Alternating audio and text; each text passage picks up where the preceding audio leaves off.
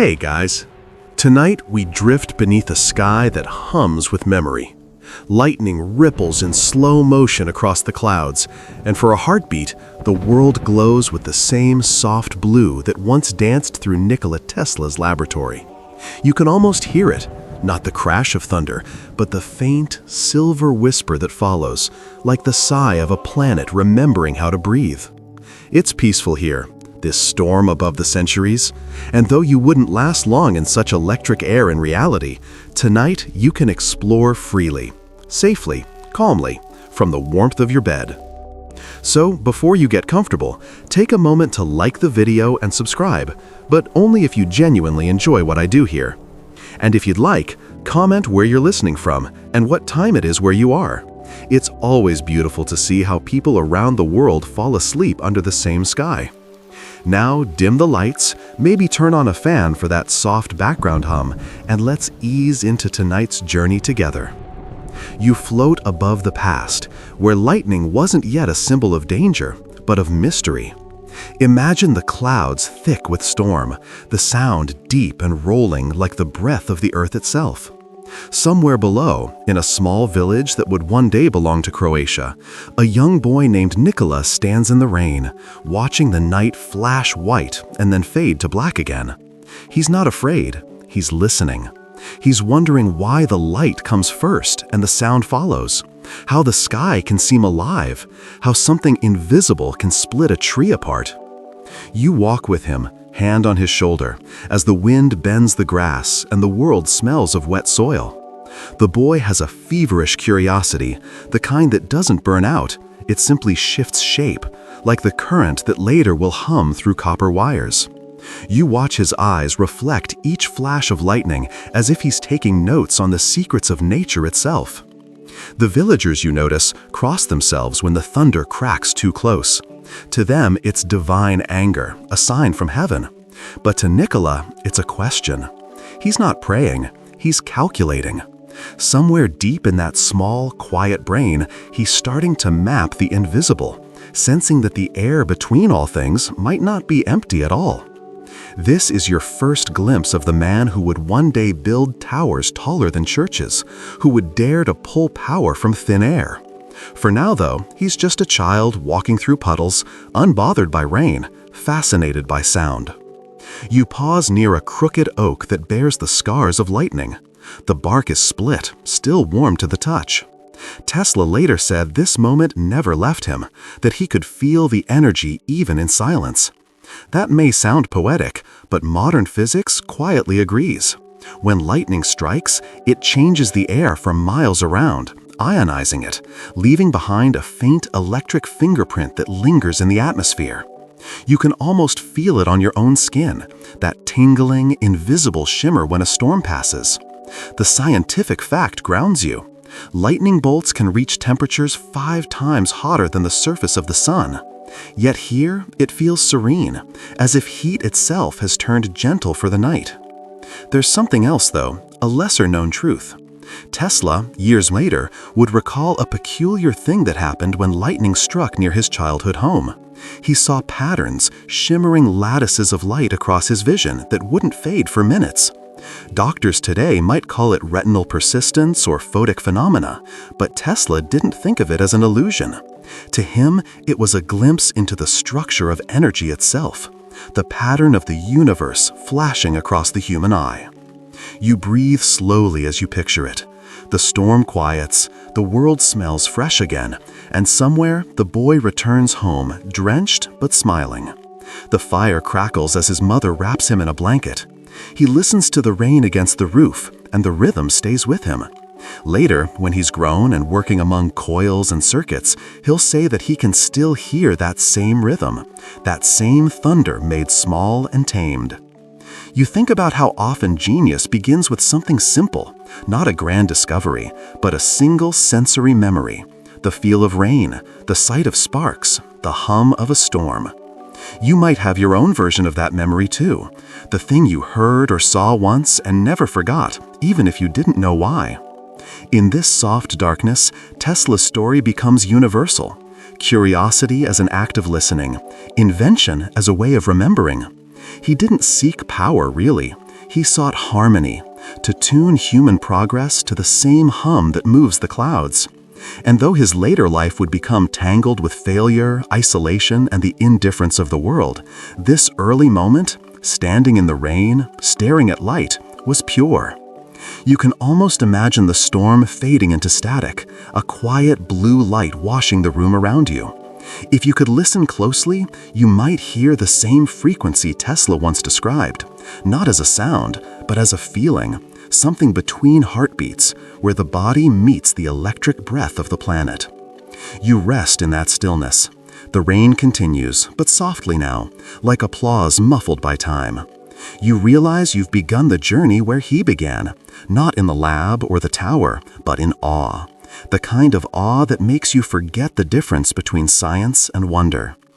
As the lightning fades behind your eyelids, you drift forward, past the boy and into the man he will become.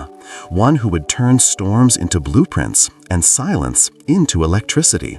The story is only beginning, and like all beginnings, it hums quietly with promise.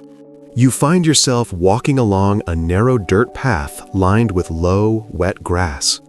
The rain has stopped, and the air smells of damp earth and pine resin. In the distance, you hear the faint trickle of a stream, its water glinting in the silver light that lingers after a storm.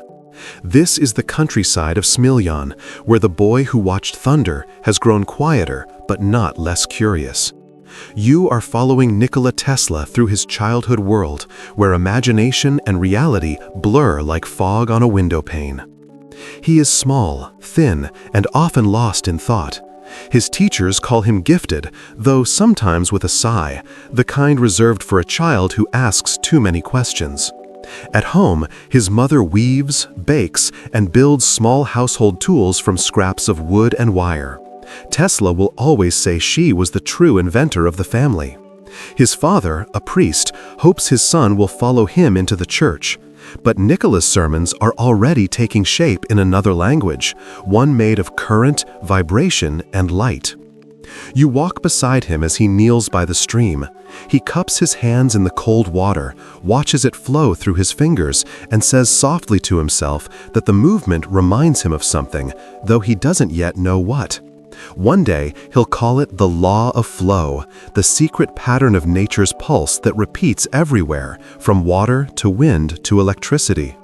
Even now, the rhythm of it draws him in, as if the whole world hums with an invisible current waiting to be understood.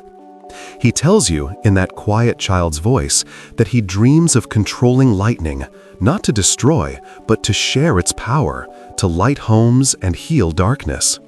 You listen, amused, yet comforted by how earnest he sounds. It's the kind of dream that belongs to a mind not yet taught that the impossible is something to fear.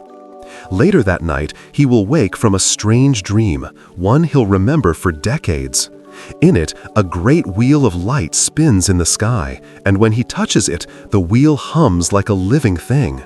He wakes trembling, convinced that he's seen the hidden machinery of the universe. In his notebooks, years later, Tesla will write about this dream. He will describe it as the first time he understood that energy was not chaos, it was order, hidden in motion too fast for the eye to see. You sit by the stream with him, watching small ripples catch the moonlight. In the water's rhythm, you hear something that feels almost musical. Tesla did too.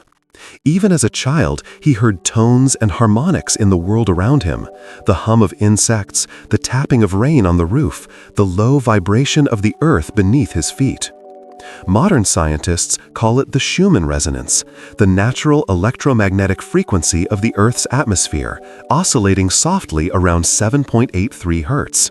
You can't hear it consciously, but perhaps Tesla sensed it intuitively. He later claimed that all life, all consciousness, moved in tune with frequencies just like that, low, gentle, continuous. It's not a provable fact in the strictest sense, but it's a poetic one, the idea that we are all vibrating in sympathy with the planet that carries us. He begins collecting facts obsessively, memorizing entire books, reciting poetry backward, calculating sums faster than others can write them down. The teachers start to notice. They test him, they push him, but what they don't realize is that his mind isn't just learning, it's building. He later describes how every word, every formula becomes a visual image, complete and detailed, like blueprints unfolding behind his eyelids. You can picture it, a child staring into space, eyes unfocused, but inside, entire machines whirring and spinning, perfectly functional before he's even touched a tool. He once said, "I do not build drawings, I build in my mind." It's hard not to admire that, even now, this ability to see the finished invention as clearly as you see the stars tonight.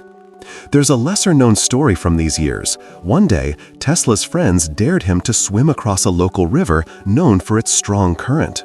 Midway through, he became trapped in an undertow.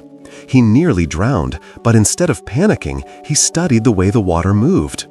Later, he said, that moment taught him a strange truth, that survival often depends not on strength, but on finding resonance with the force you face. When he escaped, coughing and trembling, he didn't speak for hours. But inside him, a quiet revelation had formed. All resistance can be overcome with the right frequency. You walk beside him through the tall grass, the stars glimmering above, and you think about that.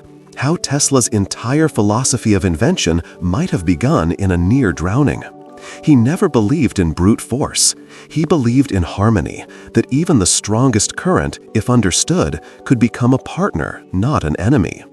He begins to dream of building machines that would mimic nature's effortless rhythm, turbines shaped like river stones, engines that rotate like galaxies, power flowing like breath. He's still years away from the great experiments, but you can already feel them vibrating faintly in the distance. You pause by a tree where the bark peels in silver ribbons, the air filled with the chirping of insects. He looks up, eyes reflecting the starlight, and murmurs that he wishes he could talk to lightning. He believes that somewhere in the world there must be people who already can. He's not wrong to imagine it. For centuries, indigenous cultures across continents have described thunder as a living being, a messenger, a rhythm of creation. Tesla, in his way, was listening to that same idea through the lens of science. You can almost hear his future in the quiet night, the gentle hum of electricity, the low pulse of invention, the sigh of curiosity unending. He's still a boy, but the seed of something vast has been planted, something that will carry him far beyond this little village, to cities where lightning will dance to his will. And as you stand with him in the cool air, you feel that same current in yourself, the one that begins as wonder, grows into thought, and someday, perhaps, becomes creation. Morning sunlight filters through the wooden shutters, drawing pale gold lines across the floorboards of a small country home. You're inside the Tesla household now, simple, quiet, filled with the scent of bread and the faint ticking of a handmade clock. The boy who once watched storms now spends hours beside a small work table, building spinning toys and paper pinwheels powered by nothing but air and imagination. His hands move quickly, but his mind moves faster. You can almost see his thoughts, invisible gears turning behind those blue-gray eyes, finding rhythm where others see randomness. This is where his fascination with magnetism begins, not from books, but from watching things move without being touched. He places a small piece of iron near a horseshoe magnet and watches it twitch, as though alive. The sensation fills him with awe. "Why does it move?" he whispers to no one. The answer, invisible fields of attraction, hasn't yet been fully articulated in science, but he feels it instinctively. You can feel it too, in the subtle hum that always seems to follow him, like the air itself leaning in to listen. Magnetism becomes his secret language. When other children chase each other through the fields, Tesla collects bits of metal and lodestones. He hides them under his pillow, studying their pull, feeling the faint vibration between matter and mystery. To him, magnets are not just tools, they are living bridges between the visible and the unseen. As you watch, he takes a small needle, strokes it across a magnetized stone, and drops it onto a leaf floating in water. It turns north. He doesn't yet know the word compass, but he knows it has just pointed towards something eternal. He looks up from the bowl of water and tells his mother that the Earth itself must be one giant magnet, that somewhere inside the planet there's a core spinning and sending invisible threads through everything. Centuries earlier, Chinese scholars had already theorized the same thing. Later, William Gilbert would write De Magnete, calling Earth a vast magnetic sphere. And centuries after that, satellites would confirm that our planet indeed hums with magnetic resonance, a living field that shields us from cosmic storms. Tesla, without reading those texts yet, had stumbled upon that truth through intuition alone. His father, stern but proud, tells him that curiosity can be dangerous. Too much thinking, he says, is a kind of lightning in the head. But the boy smiles and replies softly that he likes the feeling. At night, he dreams not of people or places, but of shapes and lights. He later describes them as visions of force. You see them now too, threads of blue light twisting gently around him as he sleeps. They rise like steam, then fold into delicate spirals, forming designs that resemble the magnetic fields you might find in a physics textbook centuries later. One night, he tells his sister that he can hear magnets. She laughs, but he insists. When he holds one near his ear, he feels a faint humming inside his bones. He's not imagining it entirely. Modern researchers know that certain electromagnetic fields can create auditory sensations, a subtle body-borne resonance known as the magnetophosphine effect. Tesla didn't know the name, but he knew the feeling. He once said that every invention began with a sound no one else could hear. The years pass, and the boy becomes a student. You follow him to the small schoolhouse at Karlovac, where the teacher scribbles equations on a blackboard dusty with chalk. The lessons are about geometry, not yet electricity, but Tesla listens as though each line hides a secret. When the teacher draws a circle and calls it perfection, Tesla frowns. He raises his hand and asks if perfection can move. The teacher doesn't know how to answer, but the question will echo through Tesla's life: how to make perfection move. One afternoon, a local craftsman visits the class and shows the children a small mechanical model, a spinning wheel powered by hand. The craftsman calls it a dynamo, a primitive generator. Tesla leans forward, transfixed. The moment the crank turns, the wheel glows faintly as it drives a spark across two wires. It's a small trick, nothing extraordinary to the craftsman, but to Tesla, it's revelation. He walks home silently that day, replaying the motion in his mind. If one spark can come from motion, he thinks, then surely motion itself must come from a spark. The idea loops endlessly, building a bridge in his imagination between magnetism and energy. That night, under a sky scattered with stars, he lies awake and sketches invisible diagrams in his mind. He pictures fields rotating, coils turning within coils, invisible energy flowing outward like breath. And though he doesn't yet have the mathematics, he's already inventing the principle of the induction motor, the very technology that will later power the modern world. It's peaceful to imagine him there, a young man staring into the dark, turning over ideas the way others turn over stones in a stream. You can sense the rhythm of his thought, slow but endless, like the pulse of the Earth's own magnetic heart. Here's an odd, gentle fact. Tesla claimed that he could visualize magnetic lines of force as luminous bands in the air. Most physicists of his time dismissed that as metaphor. But today, quantum imaging can literally map electromagnetic fields into glowing color. The idea that Tesla saw what others only described no longer sounds so impossible. You listen to the night wind against the house. Somewhere in the distance, a dog barks, and Tesla murmurs softly to himself, not words, but a hum, a tonal vibration that seems to align with the faint ringing of the stars. He once said that he lived in a world of resonance, where every sound had a frequency that could shape matter. It's easy to think of him as a man of equations, but what you see now is a poet of physics, a child who doesn't just calculate the world, but feels it. The magnet is his first muse, the silent partner in a lifelong dance between energy and imagination. You close your eyes and feel the pull of it yourself, the invisible attraction between ideas, between dreams and discovery. Somewhere in the darkness, the hum grows softer, steadier, like a heartbeat settling into calm. The magnets, the field, the child, the night, all of it is one quiet current. And in that stillness, the future begins to flicker. The room smells faintly of ink and oil lamps. A thin mist of smoke curls upward, painting shadows on the walls of the dormitory. You stand at the edge of a young man's study. Nikola Tesla, now in his late teens, seated beside a desk that looks more like an altar than a workspace. Papers are scattered everywhere, filled with equations, sketches, and words half in English, half in the private language of the mind. This is where he begins to refine what he calls the engine of the mind.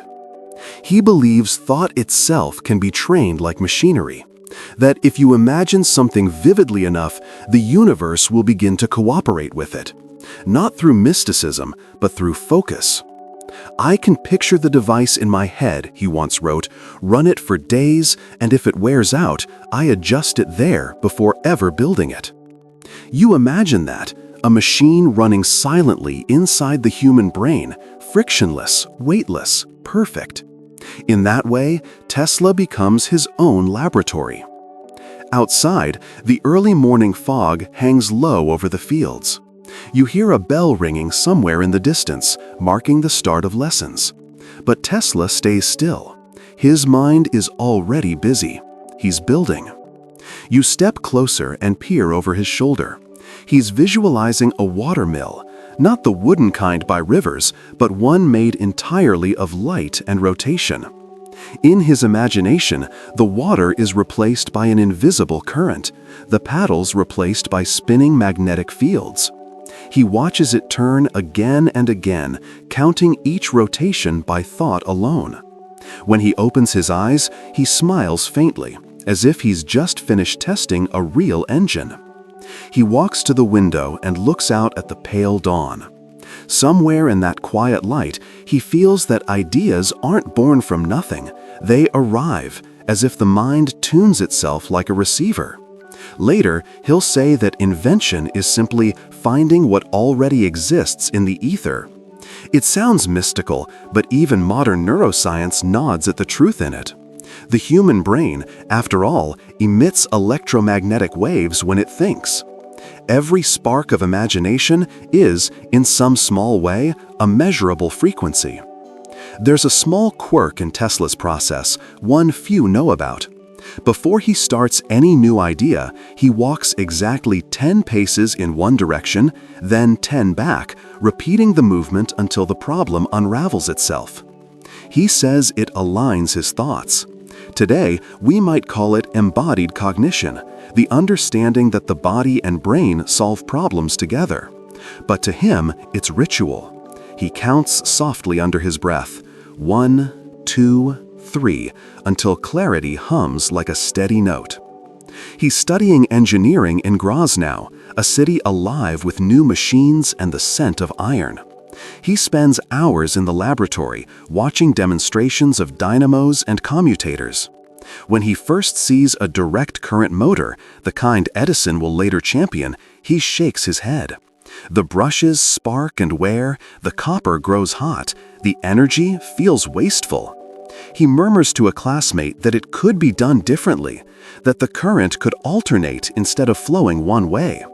The classmate laughs, saying it's impossible, but you see something ignite behind Tesla's eyes, like lightning flashing in deep water. He goes back to his dorm that night and lies awake, replaying the motion of the machine in his mind. "If I can make the field rotate," he whispers, "I can make the motor turn without contact." The phrase sounds simple, but the idea is revolutionary. The rotating magnetic field, the foundation of alternating current. It doesn't come fully formed. It takes months of silent experimentation in the imagination. Tesla doesn't have the money to build the machine, so he builds it in his thoughts. Every gear, every coil, every wire is assembled in perfect clarity. He runs it, adjusts it, restarts it. By the time he eventually builds the real model years later, it will work flawlessly on the first try. You can almost sense the hum of his thinking, that low frequency between dreaming and designing. It's soothing in a way, the kind of thinking that feels like music without sound. There's a story from these years that few retell, but it lingers in his notes. One night, while walking along the riverbank after class, Tesla stopped suddenly and began tracing lines in the air. The moon was bright enough to make his gestures visible. A friend walking beside him thought he'd lost his mind. Tesla, smiling faintly, said, "I can see it, the wheel turning by itself." The friend saw nothing but moonlight, but Tesla was watching the invisible motor spin for the first time in his imagination. That moment, a moonlit vision of self-turning energy, marks the true birth of the induction motor, though the world won't realize it for years. You can almost hear the soft rush of water, the hiss of wind, and somewhere within it, the mechanical rhythm of a future still unwinding. Modern science offers a strange validation of Tesla's mental process. Brain imaging studies show that people with highly developed visual spatial reasoning can literally activate the same motor cortex areas during imagination as they would during real construction. Tesla wasn't exaggerating. When he said he built machines in his mind, he truly did. Neuron by neuron. But it came at a cost. The same mind that saw with perfect clarity could not easily rest. Tesla suffered from flashes of light that appeared before his eyes, accompanied by bursts of sound like distant thunder. Today, some might call them migraines or sensory crossfire between the optic and auditory nerves. Tesla thought of them as messages, brief intrusions from the universe itself. He wrote, "A thought is a flash, and within that flash, the whole truth." You sit with him in the quiet room. His candle burns low, leaving shadows that look like moving gears across the wall. He doesn't sleep much. He doesn't need to. When he does, his dreams are luminous. He once told a friend that in sleep, he sometimes drifted through what felt like corridors of light, spaces filled with humming lines that vibrated as he passed. He didn't describe it as mystical, but mechanical, a glimpse of some larger design. He said, "I believe that the brain is merely a receiver, and the universe the transmitter." Outside, dawn breaks again, thin and cold. The fog rises like steam, and Tesla, still in his chair, watches the light spread slowly across the table. He blinks once, and you can almost hear the hum of invisible wheels beginning to turn. The engine of the mind is awake. The air changes around you. The room of candlelight fades into the sound of rushing water, deep, rhythmic, and eternal. You're standing beside a waterfall, its mist rising like smoke in the dawn. The world smells of moss and minerals, and beneath the roar of the current, you can hear the pulse of the earth itself. This is where Nikola Tesla begins to understand what power really means, not control, but flow. You stand on the edge of the riverbank as Tesla gazes into the cascade. He's older now, a tall, slender figure in a dark coat that flutters in the spray. His eyes, still bright with that storm-born curiosity, are locked on the white torrent below. You can see him mouthing numbers, as if calculating the heartbeat of the waterfall. It's the late 1870s, and he has returned home for a brief time, seeking quiet before the chaos of invention begins. The waterfall is near Gospic, and the locals call it the Singing River because its echo can be heard for miles. Tesla listens for hours, tracing in his mind the invisible power hidden in the downward rush, the weight of motion transformed by gravity. He sketches imaginary turbines with his finger in the air, murmuring about how nature wastes nothing. In the quiet between the splashes, you can almost hear his thought. If I can capture this flow, the world could be lit without coal or smoke. That's not an exaggeration. This moment, standing before falling water, will become the seed for one of humanity's greatest engineering achievements, the harnessing of Niagara Falls decades later through his alternating current system. He turns to you with a half smile. "The river knows the truth," he says softly. "It never forces its way, it finds it." That line stays with you. Even as the sound of the water deepens, you realize it's not about machines, it's about rhythm. Nature, he believes, operates through balance, not domination. The waterfall doesn't fight gravity, it dances with it. It's a beautiful image, and it hides a scientific truth. Modern hydrodynamics shows that every fluid system forms self-organizing vortices, swirling structures that maintain stability while releasing energy. Tesla, without the benefit of today's equations, sensed that balance intuitively. His later designs, from turbines to electrical coils, would all mimic that same spiral pattern of controlled release. He crouches and places his hand in the current. The cold water glides past his fingers, and for a moment you can feel it too, the delicate strength of motion without struggle. Then, almost absent-mindedly, he picks up a leaf and drops it into the stream. It whirls, spins, and disappears beneath the foam. "See," he says softly, "the motion continues even when the source is gone." To him, energy was never lost, merely transformed, echoed, repeated across forms. It's the law of conservation, but spoken like poetry. Later in his notebooks, he'll compare falling water to the heartbeat of the planet. Each drop, he writes, is a carrier of power and song. Scientists will confirm what poets always knew, that even a waterfall vibrates at measurable frequencies, converting gravitational energy into sound and ionized air. To stand near one is literally to stand in a field of charged particles, each whispering a piece of the atmosphere's memory. Tesla breathes deeply. His voice lowers to a hum, and you can sense how the sound of the falls blends with the rhythm of his chest. It's not superstition, it's resonance, his lifelong belief that all matter vibrates in sympathy. He begins sketching in his notebook, and you glance over his shoulder.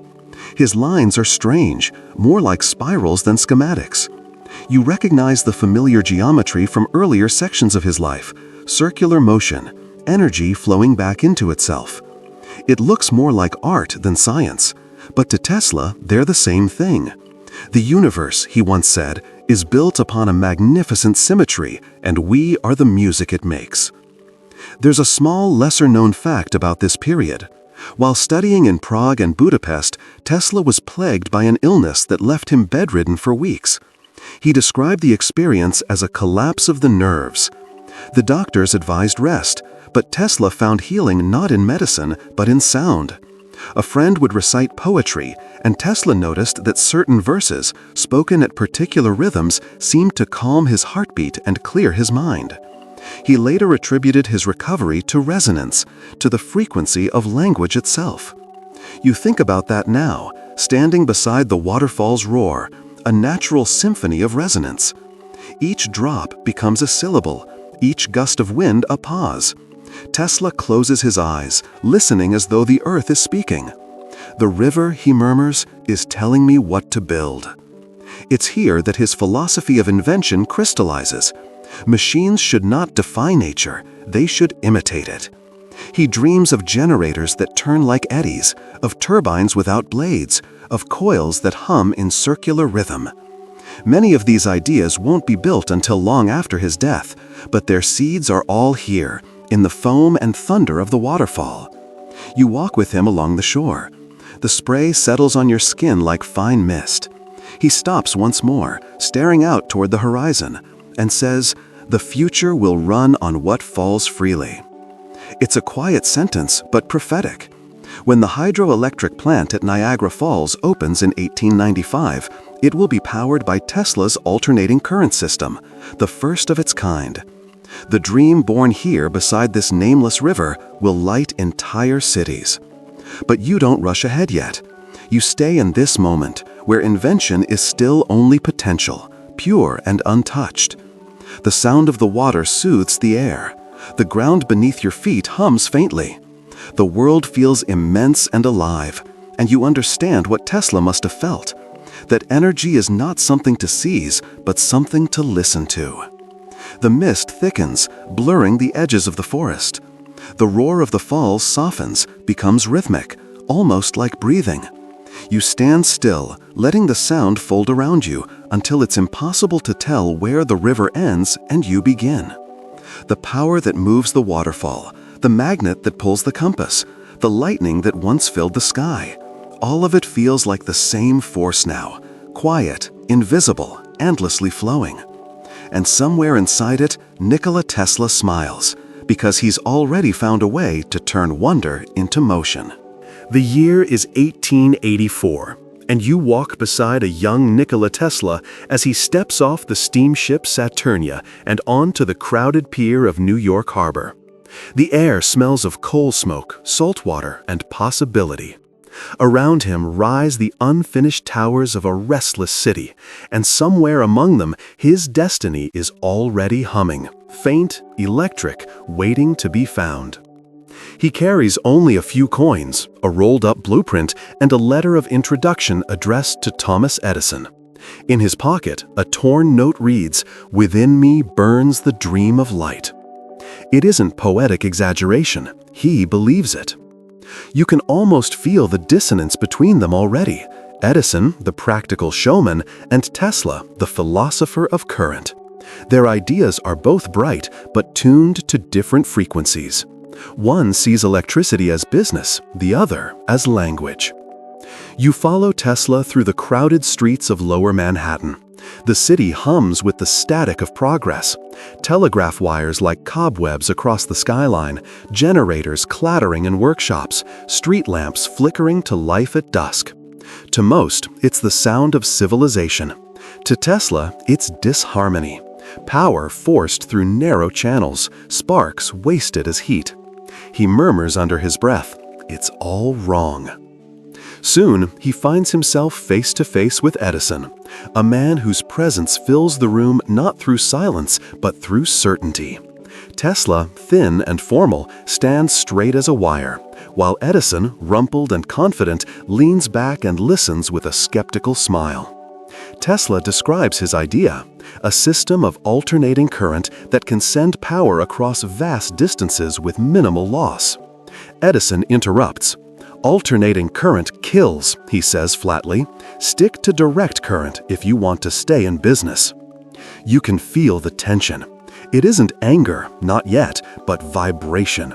Two minds resonating at incompatible frequencies. Edison hires him anyway, impressed by his precision. For several months, Tesla works long nights repairing DC dynamos for Edison's company. His notes describe the job as necessary but uninspired. Still, he does it well. So well, in fact, that Edison once jokingly promises him $50,000 if he can redesign the system to be more efficient. Tesla delivers, but when he asks for the payment, Edison laughs. "You don't understand our American humor." That single moment, the quiet insult of a man who measures worth in patents, not passion, changes everything. Tesla resigns. He walks out into the city night, alone again, but strangely calm. The streets shimmer with rain, street lamps glowing through the fog. In the reflection of a puddle, he sees the same light he once watched dance in the storms of his childhood. He whispers, "The future will not burn. It will hum." You follow him into a new chapter of struggle. He works briefly as a ditch digger, earning $2 a day. Yet even then, his thoughts remain fixed on invisible circuits. Later, he'll say, "My brain was a furnace of ideas. It could not stop." One fact from this period often surprises people. Even as he shoveled dirt, he was designing the world's first alternating current motor in his mind. The design, elegant, silent, nearly frictionless, would revolutionize modern power systems. But no one believed him yet. It's strange to imagine a man covered in mud, surrounded by the noise of laborers, quietly dreaming of resonance and light. You walk beside him, hearing both worlds at once. the clang of metal, and the faint hum of potential. Eventually, his luck shifts. A group of investors, Alfred Brown and Charles Peck, hear him speak and recognize the brilliance behind his accent and modesty. They offer him a small laboratory in Lower Manhattan. For the first time, Tesla has space, tools, and time. The new lab is dimly lit, filled with coils, copper rings, and polished spheres. The air smells of ozone and anticipation. You stand quietly in the corner as Tesla prepares his demonstration. He switches on a small generator, adjusts a pair of coils, and within seconds, the air itself begins to sing. 2 metal spheres glow with silent lightning, bright, steady, almost alive. The investors gasp. The current leaps invisibly between them, smooth and rhythmic, no sparks, no noise, just light suspended in air. Tesla smiles, serene. He says, "The alternating current does not fight itself. It oscillates in harmony." It's a pivotal moment, not just for him, but for the world. AC power will soon become the standard for transmitting energy across continents. Every flickering light bulb, every electric hum you hear at night traces back to this small, quiet laboratory. You can feel pride radiating from him, but not arrogance. He once said, "I care not that they stole my idea. I care that they do not have any of their own." His satisfaction comes not from ownership, but from alignment, from seeing an idea made real, from hearing the world hum in tune with his thoughts. And yet, the shadow of Edison lingers. The war of currents begins, a public feud between the two systems, DC and AC. Edison funds shocking demonstrations to paint Tesla's invention as dangerous. Newspapers call it the Battle of the Wires. But Tesla never retaliates with anger. He responds with calm, almost sorrowful clarity. "You speak of danger, but what is life without risk? The universe itself oscillates." That line, "the universe itself oscillates," feels like a mantra, one you could almost fall asleep to. The rhythm of it mirrors your breathing. Inhale, creation. Exhale, return. AC, DC. Motion and rest. As the debate grows louder in the world, Tesla's lab remains a sanctuary of silence. Inside, he keeps refining, adjusting, dreaming. Outside, the city pulses with greed and gossip. But he doesn't look back. His faith is in harmony, in the belief that truth, like current, finds its way to ground. You walk through the lab as he shuts down the coils, the light fading back into darkness.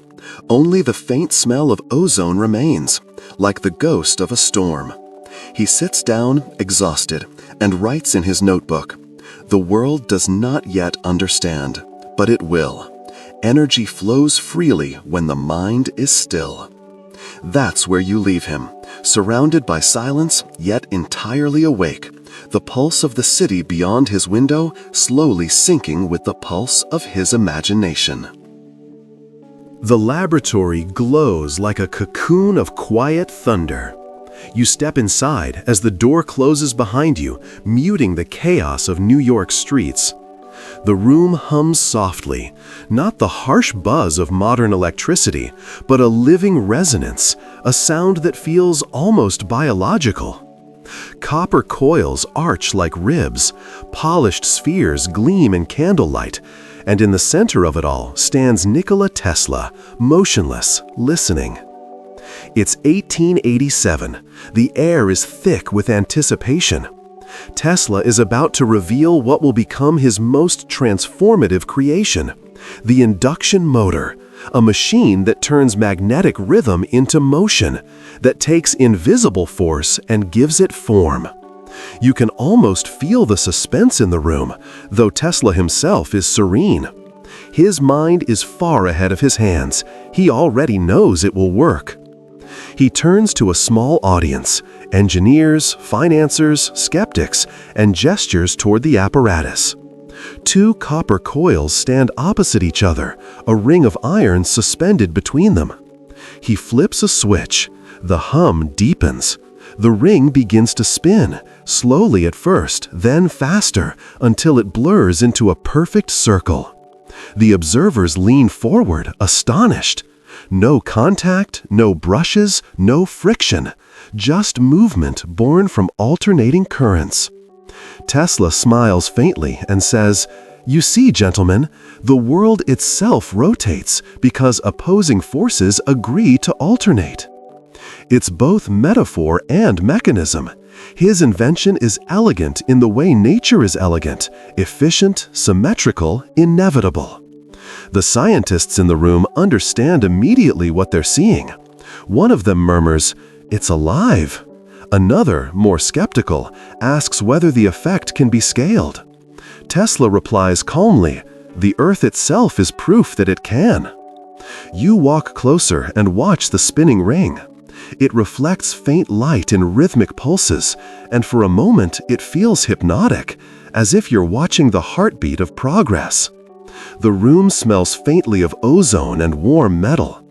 You realize that this is the exact moment when mechanical motion becomes musical, energy harmonizing with geometry.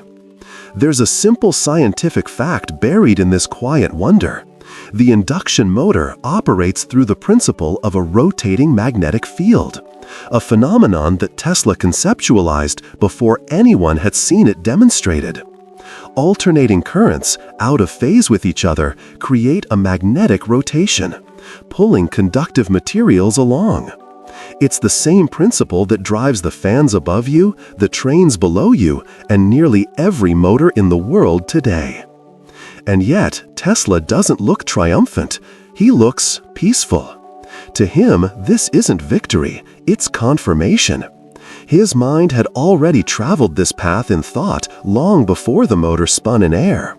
Now, the universe is simply catching up. He turns off the current. The hum fades, and the spinning ring slows, coasting silently to rest. The observers applaud, but Tesla's eyes are distant. He's already thinking of what's next. His mind doesn't dwell in success. It moves like electricity, seeking the next conductor. Later that night, you follow him through the quiet streets.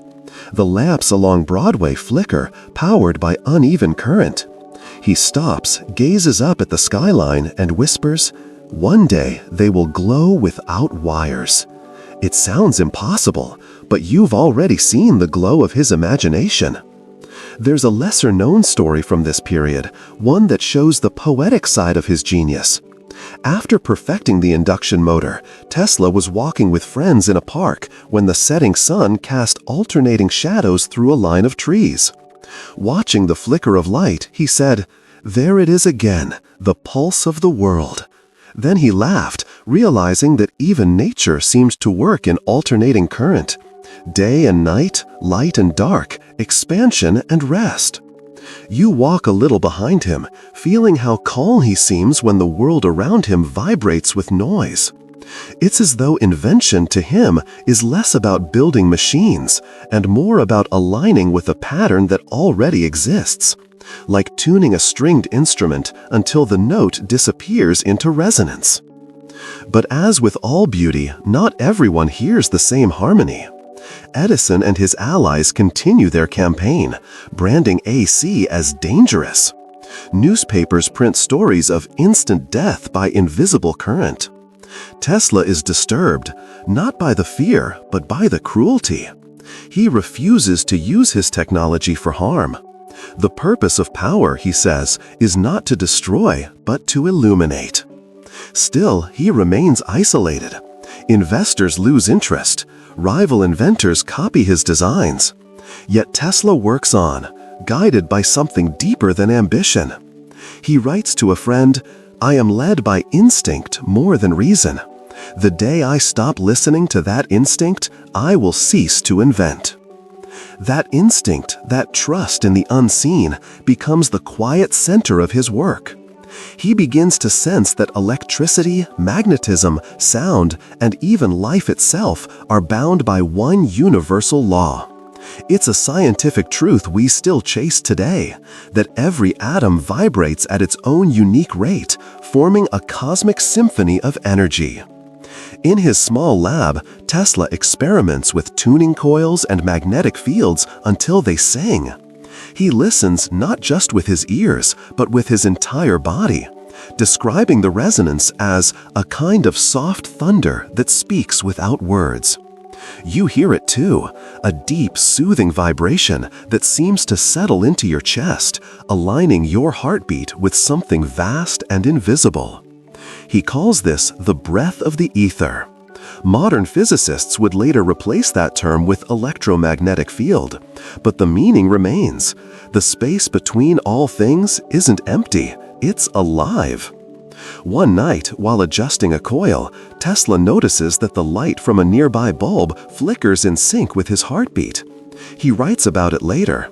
I wondered then if perhaps the heart itself was but another motor governed by alternating currents of the soul. That line lingers in the air like perfume, equal parts science and poetry.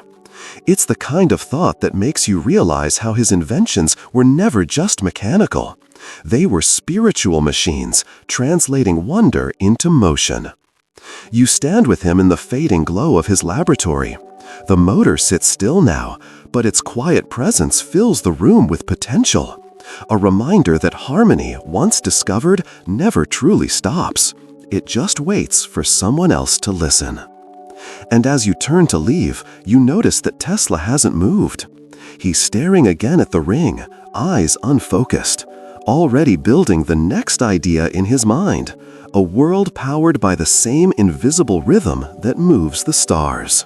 You step through the door of Tesla's new workshop on South Fifth Avenue, and the air greets you like a charged mist.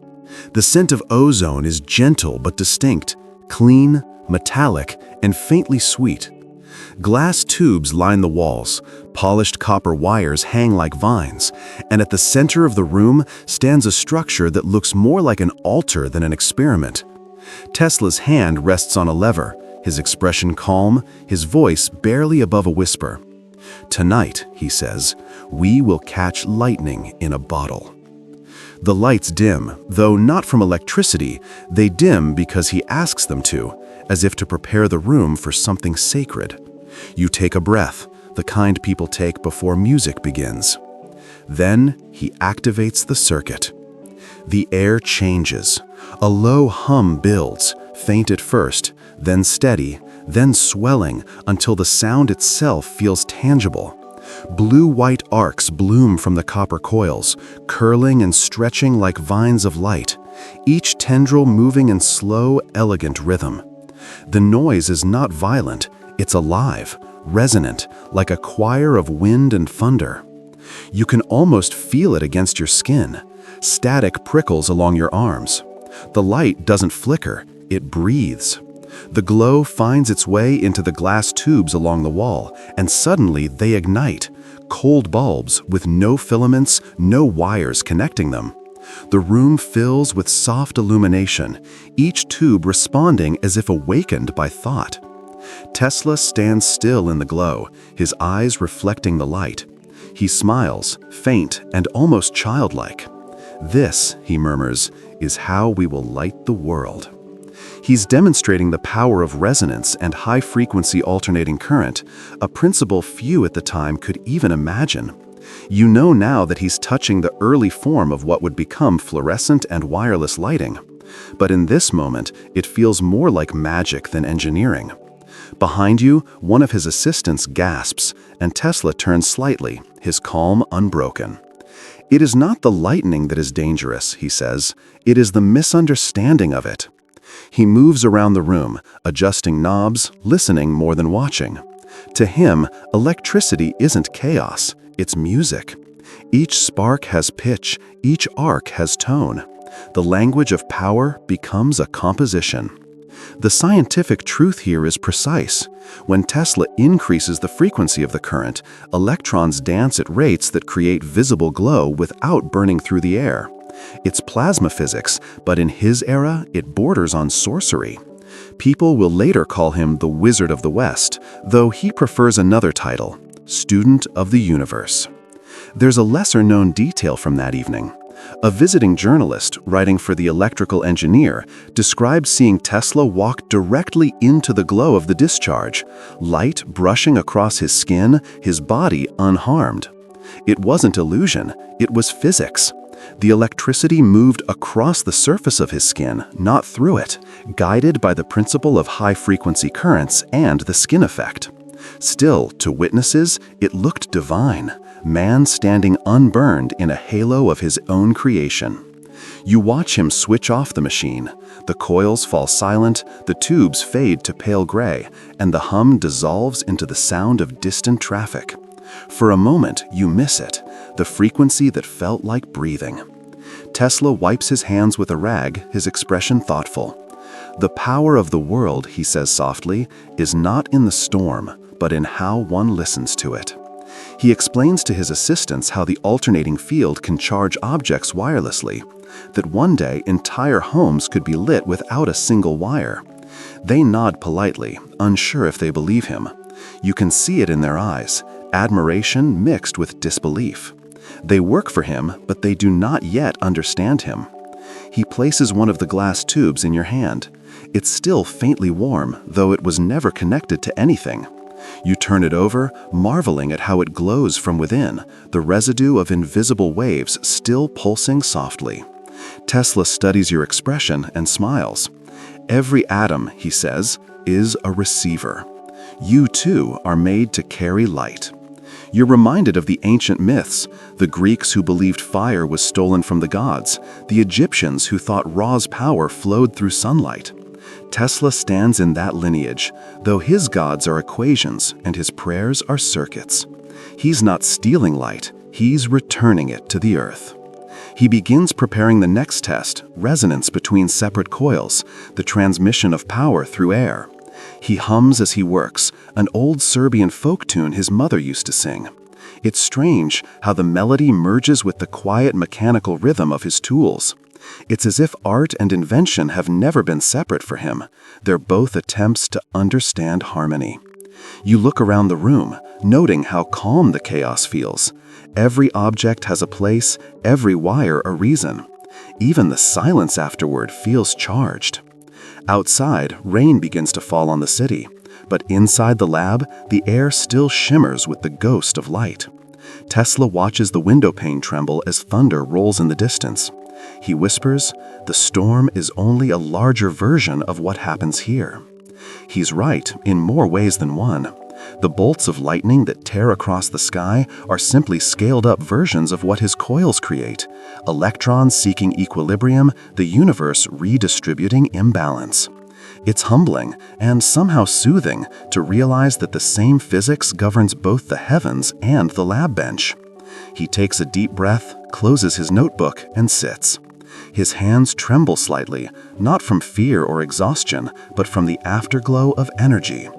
"It is strange," he says quietly, "to be illuminated by your own dreams." You leave him there in the soft dimness, surrounded by the gentle scent of ozone, the instruments resting, the hum now internal. Outside, the storm continues, its light echoing faintly across the city skyline, a mirror perhaps of the quiet lightning still flickering behind Tesla's eyes. The next evening arrives quietly, with low clouds and the scent of rain still hanging in the air. You return to Tesla's laboratory, where the lamps glow faintly golden and the sound of soft classical music drifts from a gramophone in the corner.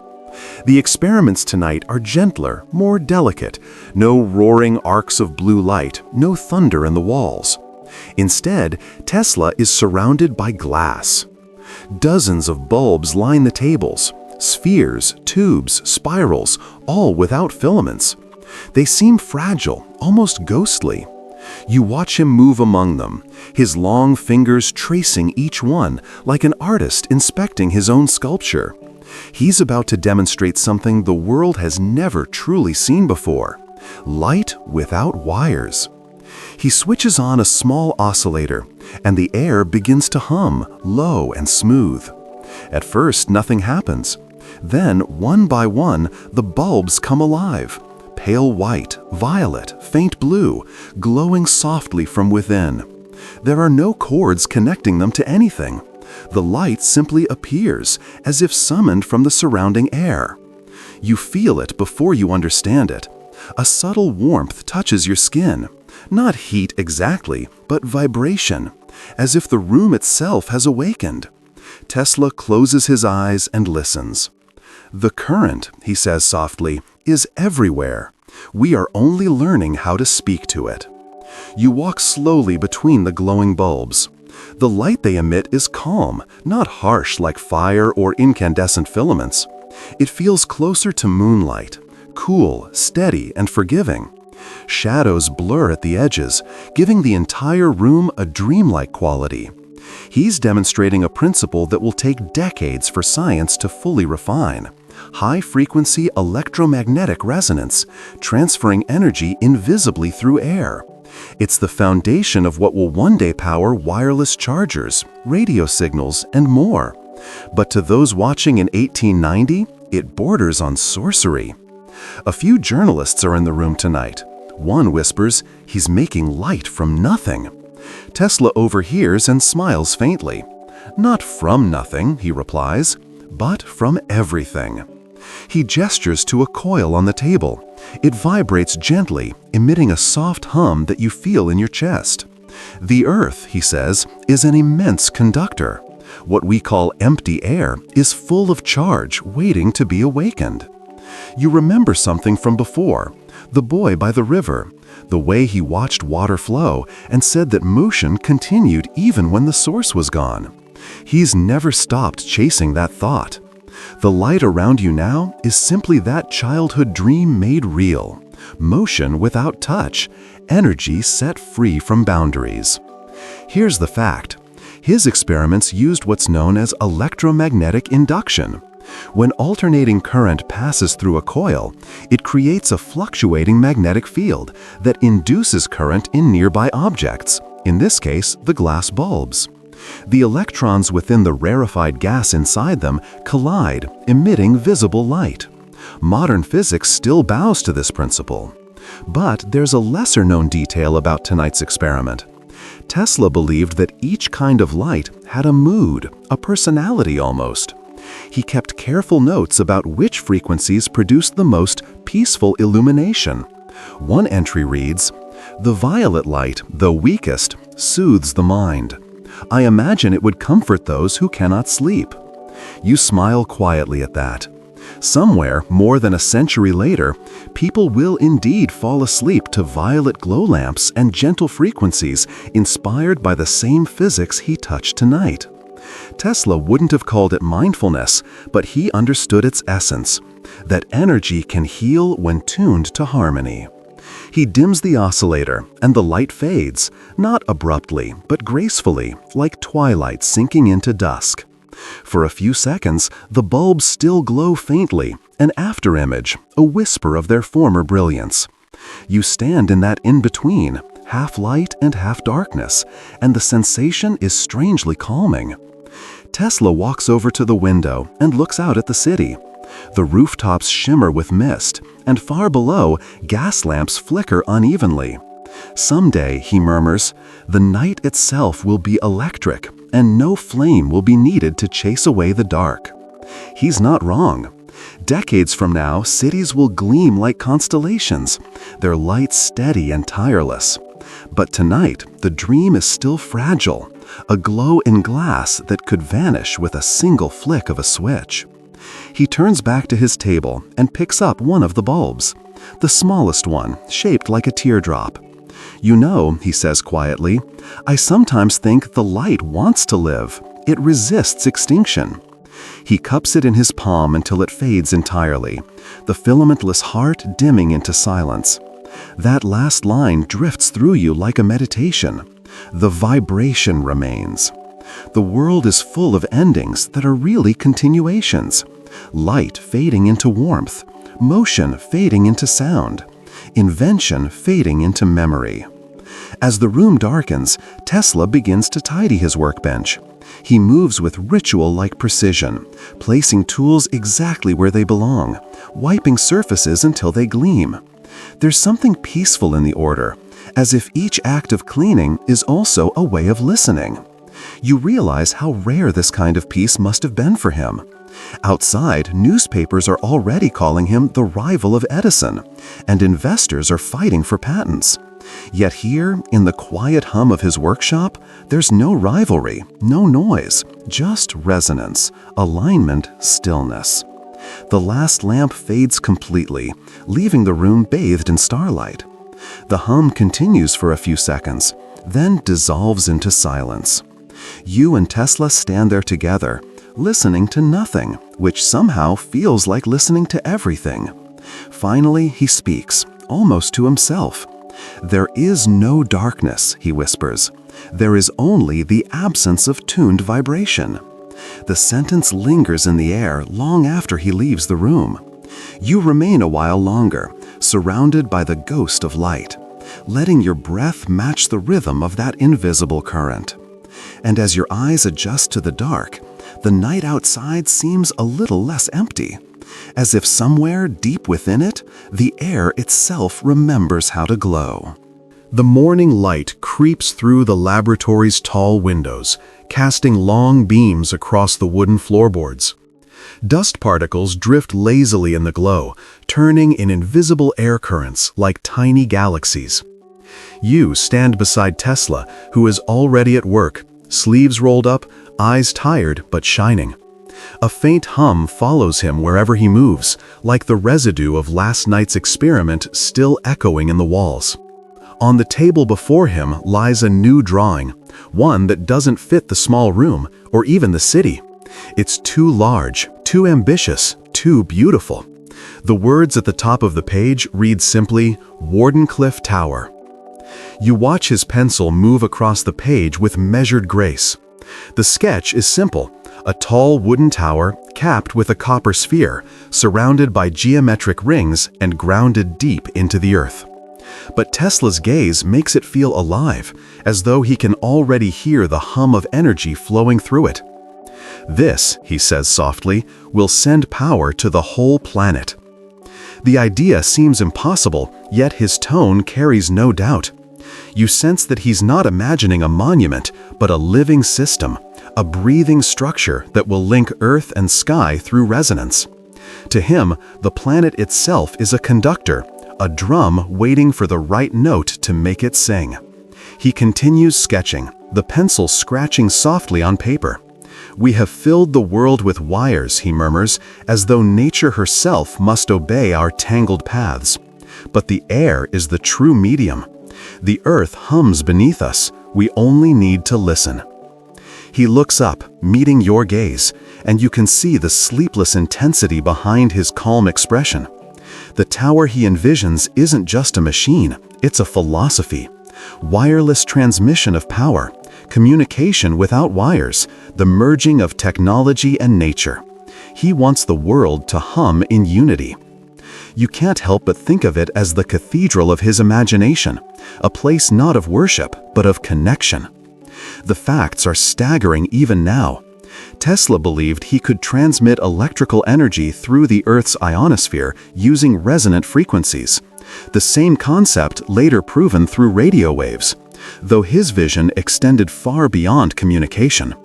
He saw a world without cables, where ships at sea could draw power from the air, and villages could glow without burning fuel.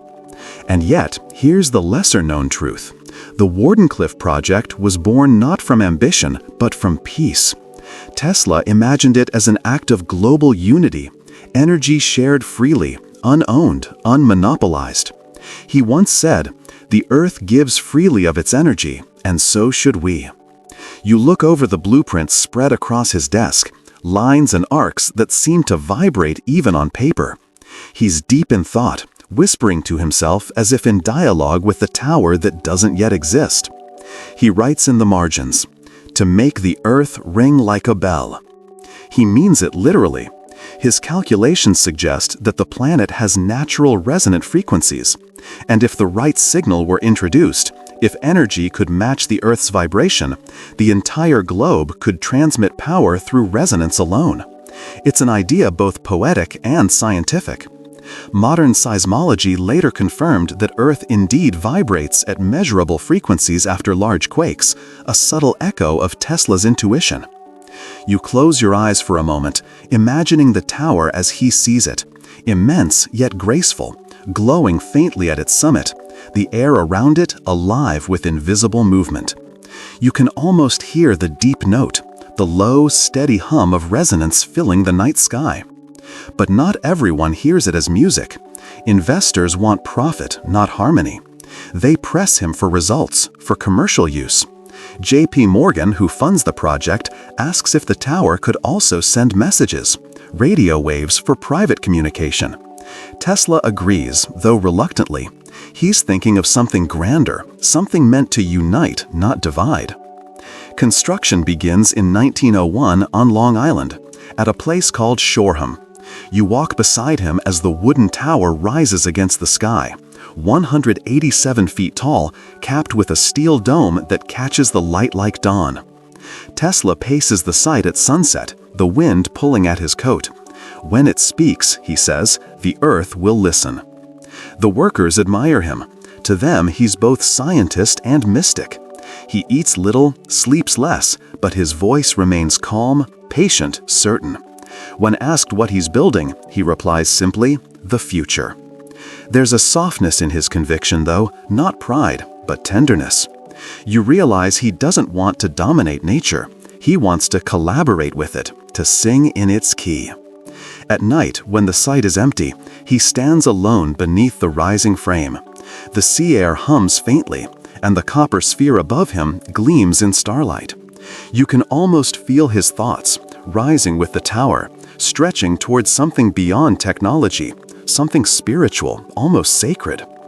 He believes that if energy can move freely, so can thought. Perhaps one day, he says, we shall send not only power through the air, but understanding. It's hard not to believe him in this quiet hour. The tower, incomplete though it is, already feels alive. The ground beneath your feet vibrates faintly with unseen charge. The sky above seems to lean closer, listening. And yet, you also feel the shadow gathering, the disbelief of financiers, the slow turning of the industrial world away from ideals toward ownership. Tesla doesn't see it yet. For now, he stands beneath the great frame, eyes closed, whispering calculations to the wind. You stand beside him, hearing the same hum he does, the harmony of all things waiting to connect. It's soothing, almost meditative, this dream of global resonance. You breathe with it, let it pass through you like current. The tower glows faintly in your imagination, its copper crown shimmering in starlight. You know it will never be finished, but perhaps that's part of its magic. Some dreams are meant not to end, but to echo, like notes in the air, still resonating long after the musician has gone silent. And tonight, under this silver sky, the unfinished tower hums softly in the distance, a lullaby of the world that might have been. The year turns, and you find yourself walking across the frost-bitten ground of Shoreham once more. Wardenclyffe Tower stands in the distance like a half-built cathedral of wood and steel, its frame dusted with snow. The air hums faintly, not from electricity this time, but from the wind threading through its lattice, playing the tower like a vast, resonant instrument. Tesla stands at its base, his coat wrapped tightly, his breath rising in white clouds. He looks up at his creation and smiles, though his eyes carry the quiet weight of an unanswered prayer. He turns to you and says, "Do you know what I hear when the wind passes through it? The same note the earth sings." The words drift away in the cold air, but you feel them echo in your chest. The tower is still unfinished, but in Tesla's mind, it's already alive, humming, breathing, pulsing with invisible life. He believes the entire planet can become a single conductor, vibrating as one. You walk with him to a small shed nearby, his temporary laboratory. Inside, the smell of oil, copper, and damp paper mixes with the chill of winter. Charts and oscillators line the walls, and a blackboard is filled with looping equations that spill down like vines. He moves quietly, adjusting dials, tightening wires, speaking softly to himself as he works. On the table lies a sphere of polished metal connected to a set of tuned coils. He calls it the Earth Resonator. You watch as he sends a low-frequency pulse through it. The room trembles, faintly, but enough that the glass beakers on the shelves ring in harmony. "Do you hear it?" he asks. "That's the Earth answering." It's more poetic than literal, of course, yet not entirely wrong. Modern geophysics shows that the Earth does have natural resonances, called normal modes, that vibrate after seismic events. Tesla, long before such measurements, was already sensing this through his experiments. He writes something in his notebook, a phrase you can just make out. "The Earth is a bell, and the sky its echo." You sit down, watching the faint trembling of the instruments. The rhythm feels almost human, like the steady beat of a heart. Tesla closes his eyes, listening deeply. "Everything vibrates," he whispers. "If you find the right frequency, you can move the world without touching it."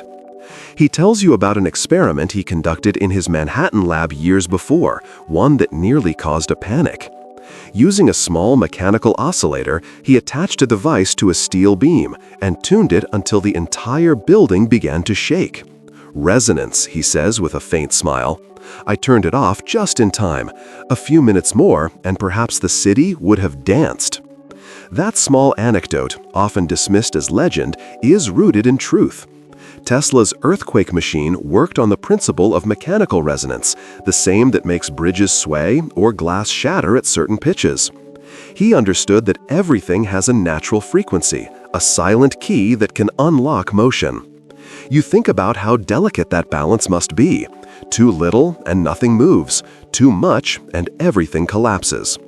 Tesla walks that line constantly, chasing harmony without tipping into chaos. He invites you to stand near the resonator. "Don't be afraid," he says gently. He flips the switch again, and this time the vibration rises through your feet, not shaking, but steady, rhythmic. You feel strangely grounded, connected to the floor, the walls, the air. It's as if the room is breathing with you.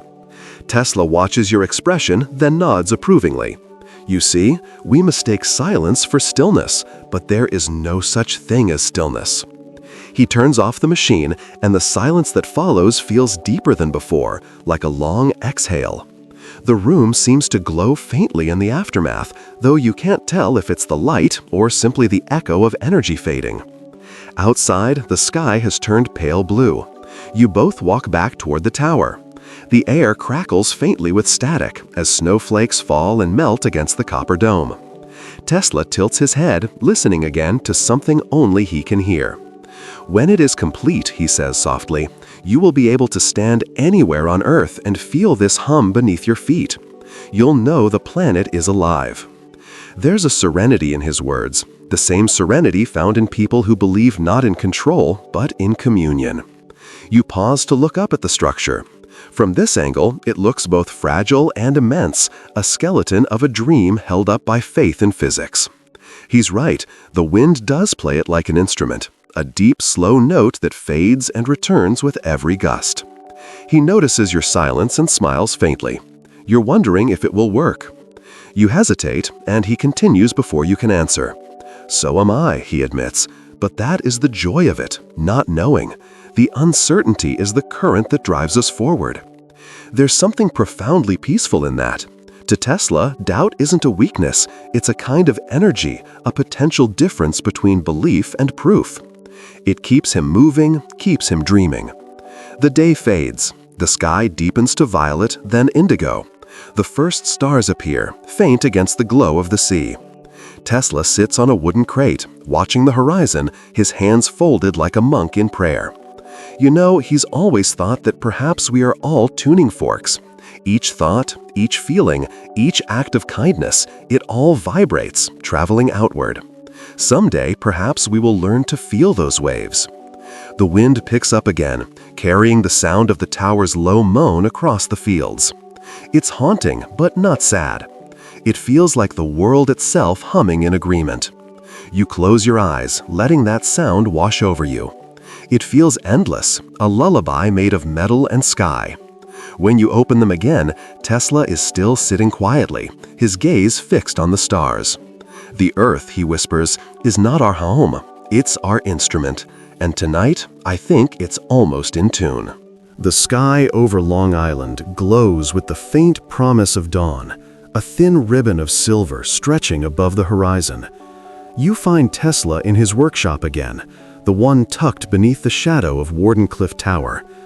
The lamps inside burn low, casting amber halos across blueprints pinned to the walls. But tonight, Tesla isn't thinking about power. He's thinking about voices. He looks up from a small table crowded with instruments, coils, receivers, tuning circuits, and a polished brass sphere that seems to hum even when untouched. "Do you know," he says softly, "that the air itself listens?" You watch as he adjusts the dials, fine-tuning the frequencies with an almost musical precision. He's not merely experimenting with electricity now, he's trying to speak through it. What he's doing will one day be called radio, though the word doesn't exist yet. He believes that if electrical resonance can travel through the earth, then surely messages, vibrations shaped into thought, can travel through air. If the planet can carry lightning, he says, it can also carry words. He places a small headset on his ears, the wires coiled like veins.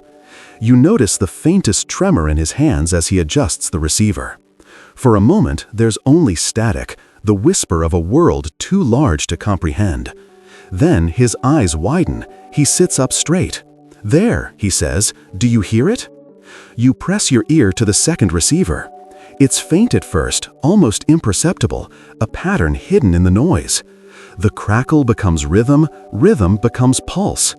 It's not speech, not exactly, but something deliberate, something intentional. Tesla leans back in awe. Someone is transmitting.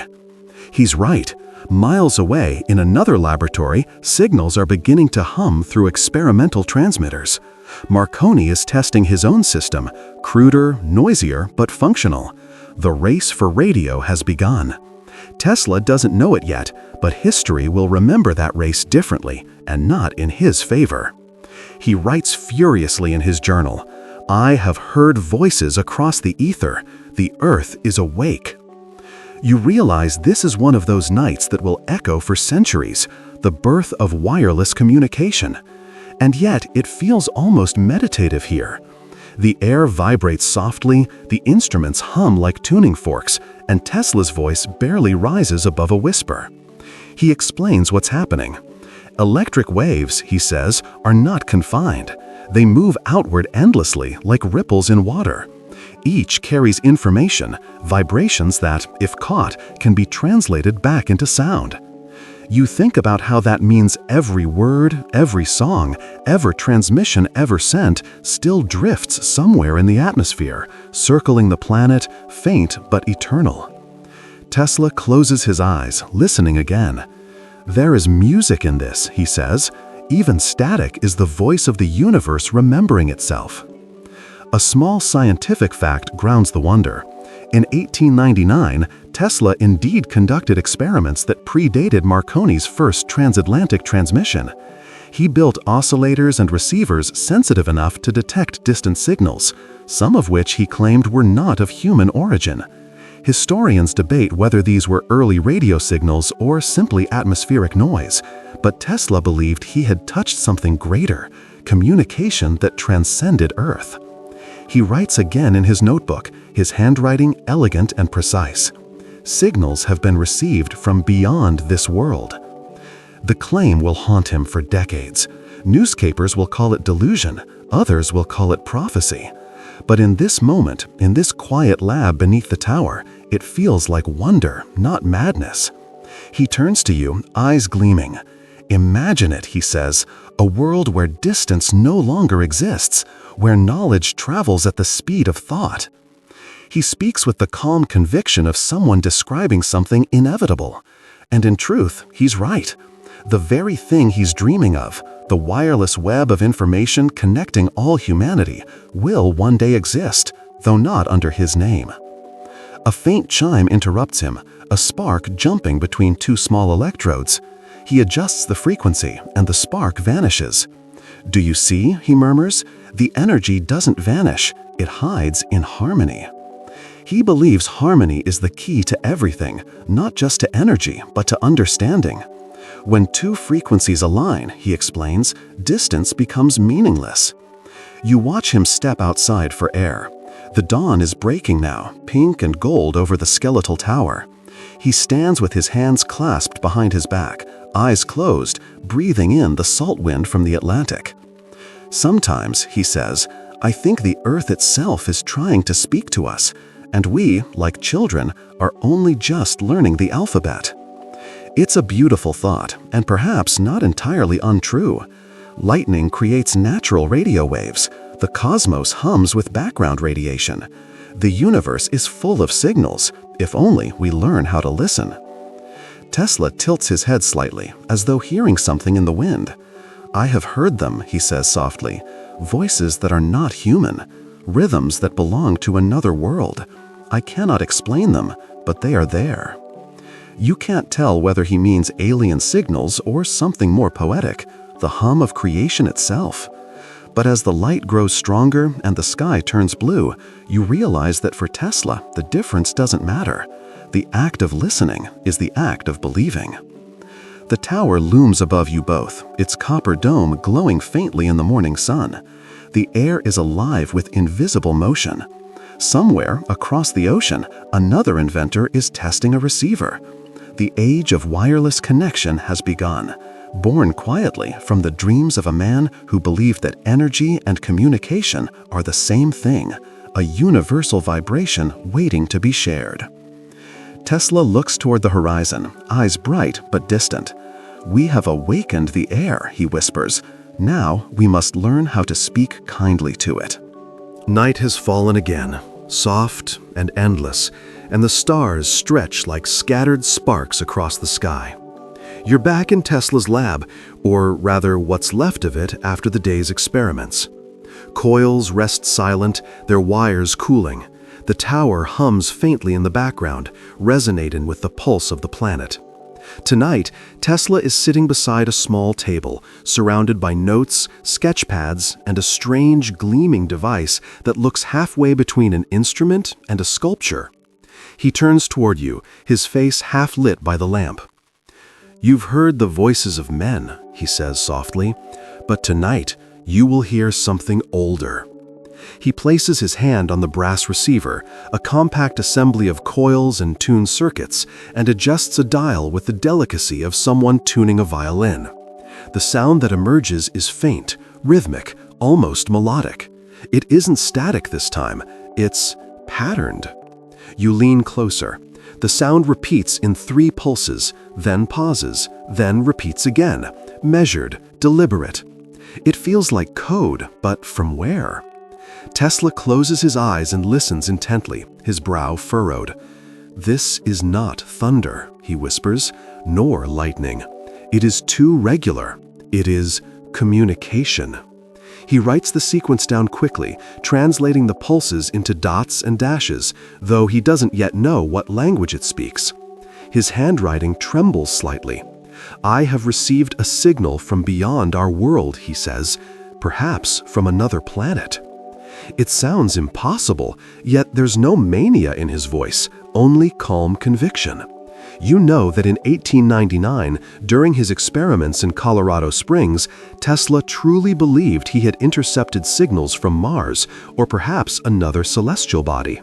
He wrote of strange electrical disturbances that appeared regularly, unlike any atmospheric pattern known to science. Historians later theorized these could have been early detections of pulsars or radio interference, but Tesla remained certain. The universe was trying to speak.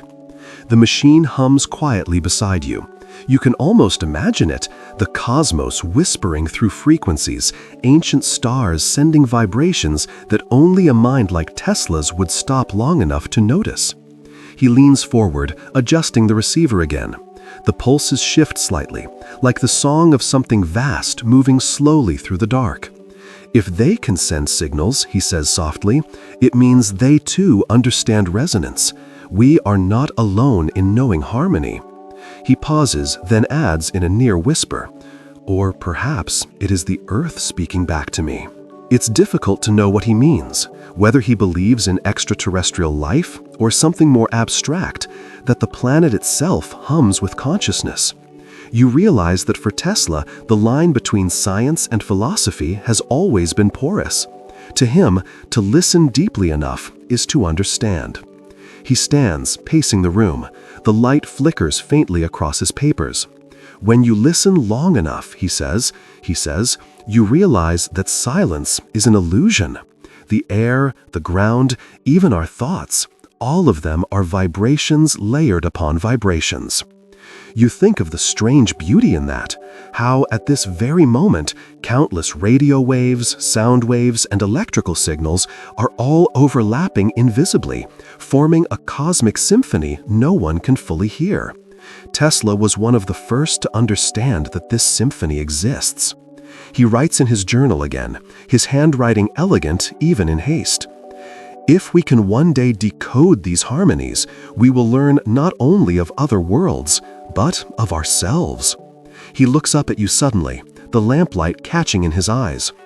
Do you believe it possible? You hesitate. The hum of the receiver seems to fill the pause between you, like the universe waiting for an answer. Finally, you say that perhaps belief and possibility are the same thing, that all invention begins with one and ends with the other. Tesla smiles faintly. Yes, he says, exactly. The bridge between them is patience. He sits again, listening. You realize how much of his life is spent this way, waiting not idly, but reverently. He once said that invention required not effort, but attunement, the ability to align oneself with the rhythm of truth until it revealed itself. Watching him now, you understand. The receiver continues to pulse. Outside, the wind begins to rise, carrying the scent of salt from the ocean. Tesla reaches to the window and opens it, letting the cold air fill the room. Perhaps, he says quietly, it's not the stars calling to us. Perhaps it's the echo of our own thoughts, returning after a very long journey. He says it like a lullaby, not a theory. You imagine those waves, traveling out through the ether, bouncing off unseen worlds, circling back centuries later, carrying faint imprints of every word, frequency, every dream. The static grows softer now, more rhythmic, almost like breathing. Tesla doesn't turn it off. He just sits with it, listening, eyes half closed, as though the sound itself is a form of prayer. It's late. The lamp flickers, and the room fills with that familiar amber calm. The notebook lies open beside him, ink still glistening. The universe, he's written, is not silent. We are only deaf to most of its music. You stay there a while, listening with him, not to the hum of machines, but to something deeper, something alive in the spaces between. The sound fades, but it leaves a vibration in the air, like the memory of a heartbeat. Tesla leans back, finally at rest. Someday, he whispers, we will tune ourselves to hear it clearly. The light fades, the room quiets, and for a moment, even the silence hums. The lab is dark tonight, lit only by the faint blue glow of electrical filaments. A storm rolls quietly over the coast, distant thunder murmuring across the Atlantic. You stand with Tesla near a table lined with tuning forks, glass tubes, and strange metal rods that shimmer faintly when touched. He's calm, almost serene, as he adjusts a dial that sets one of the rods humming with low, steady vibration. Every object, he says softly, has its own voice. He strikes another rod gently, and a new tone joins the first. Higher, lighter, a silver note floating in the air.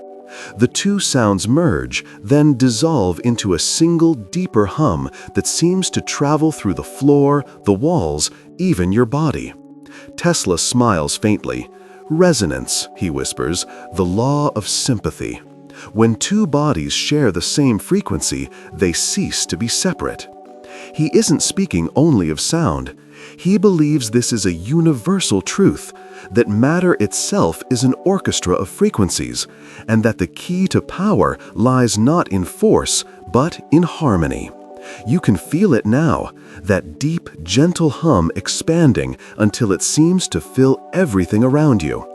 He turns toward the larger apparatus, a series of copper coils and a suspended sphere connected by thin wires. "I am trying," he says, "to reproduce the Earth's vibration on a small scale." He places his hand on one of the coils, feeling it tremble softly under his palm. If we can match it precisely, the energy released could travel anywhere, instantly. He's not exaggerating. The principle he's describing, resonance as a medium for wireless energy transfer, will one day become the foundation for technologies far beyond his time. Radio, radar, magnetic resonance imaging, even the wireless chargers you know so well. But tonight, it feels almost spiritual. Tesla adjusts the oscillator again, and the room begins to sing.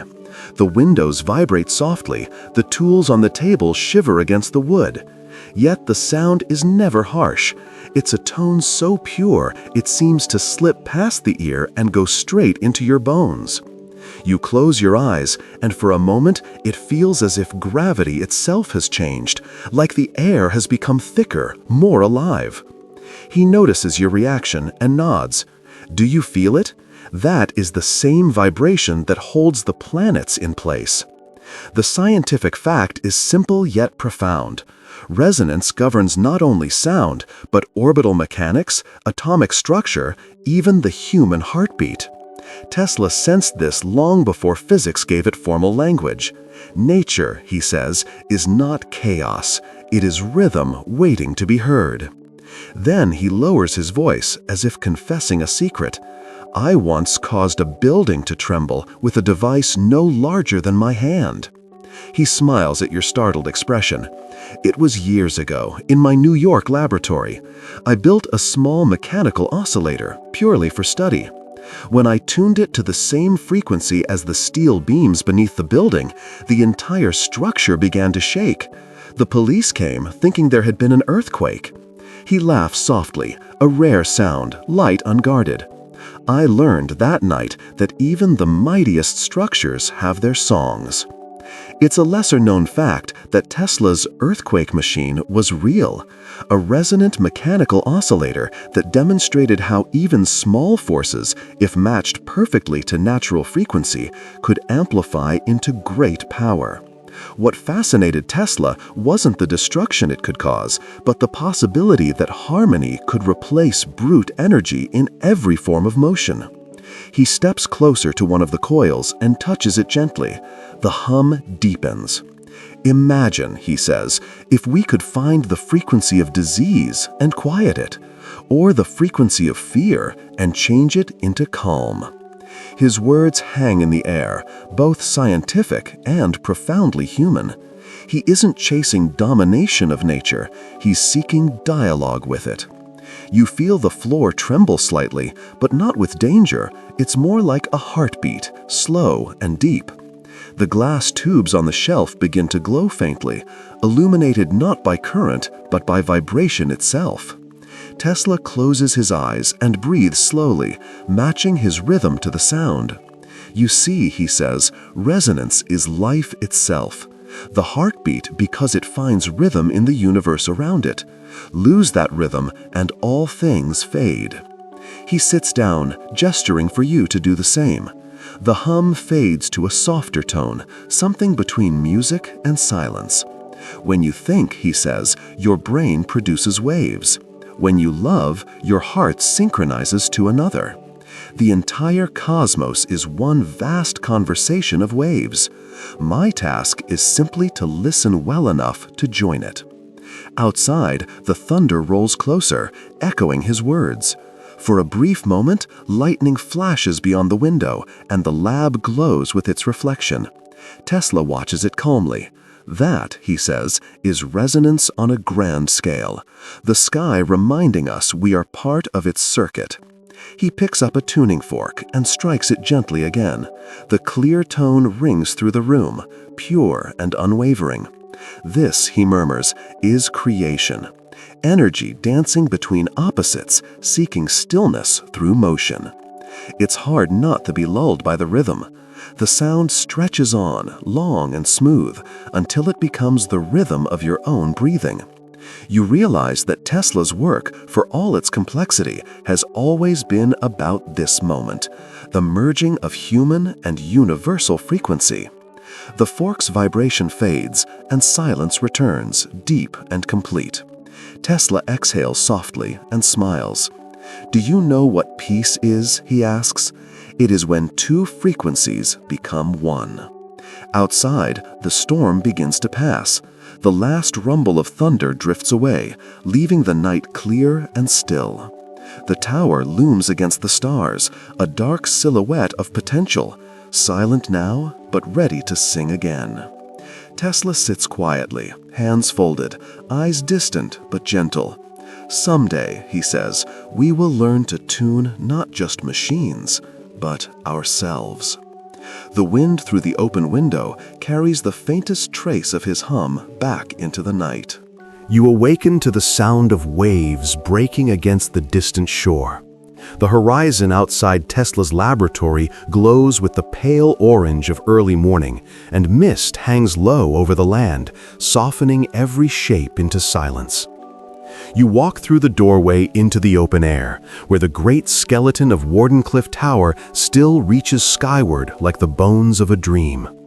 The air is crisp, salted, and alive with faint static, the earth itself whispering in low tones as if remembering something. Tesla stands alone on the damp grass, hands behind his back, gazing east. His coat sways lightly in the wind. The ocean reflects the first light of dawn, shimmering silver like a sheet of liquid metal. You follow his gaze, and for a moment it feels as though the entire world is pausing with him, listening.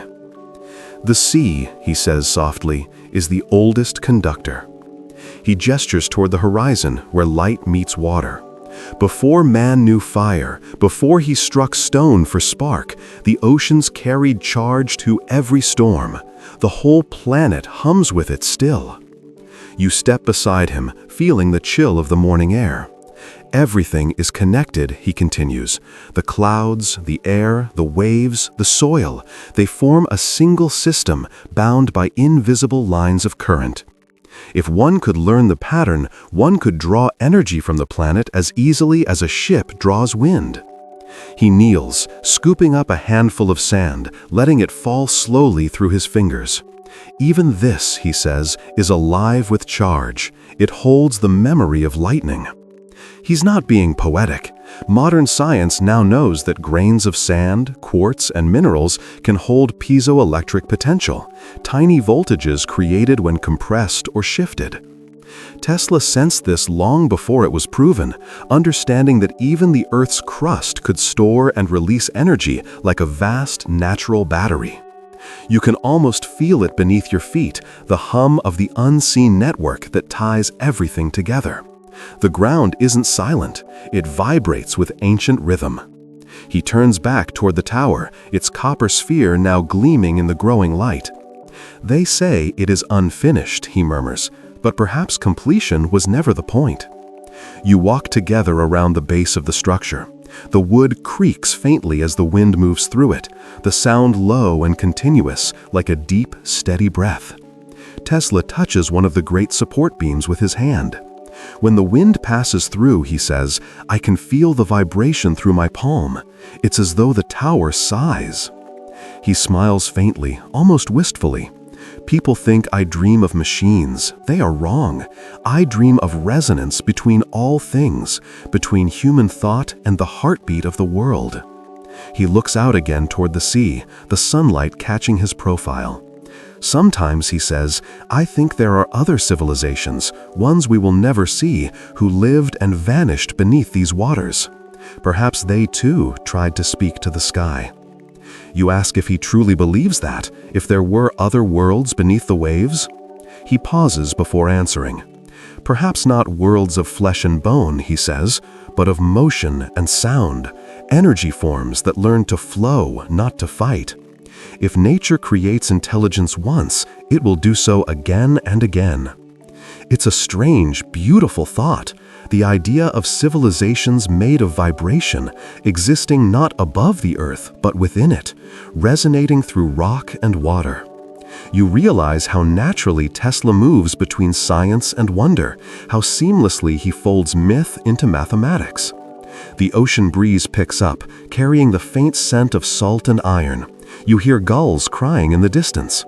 Tesla begins to walk again, slower this time, as if every step is part of a meditation.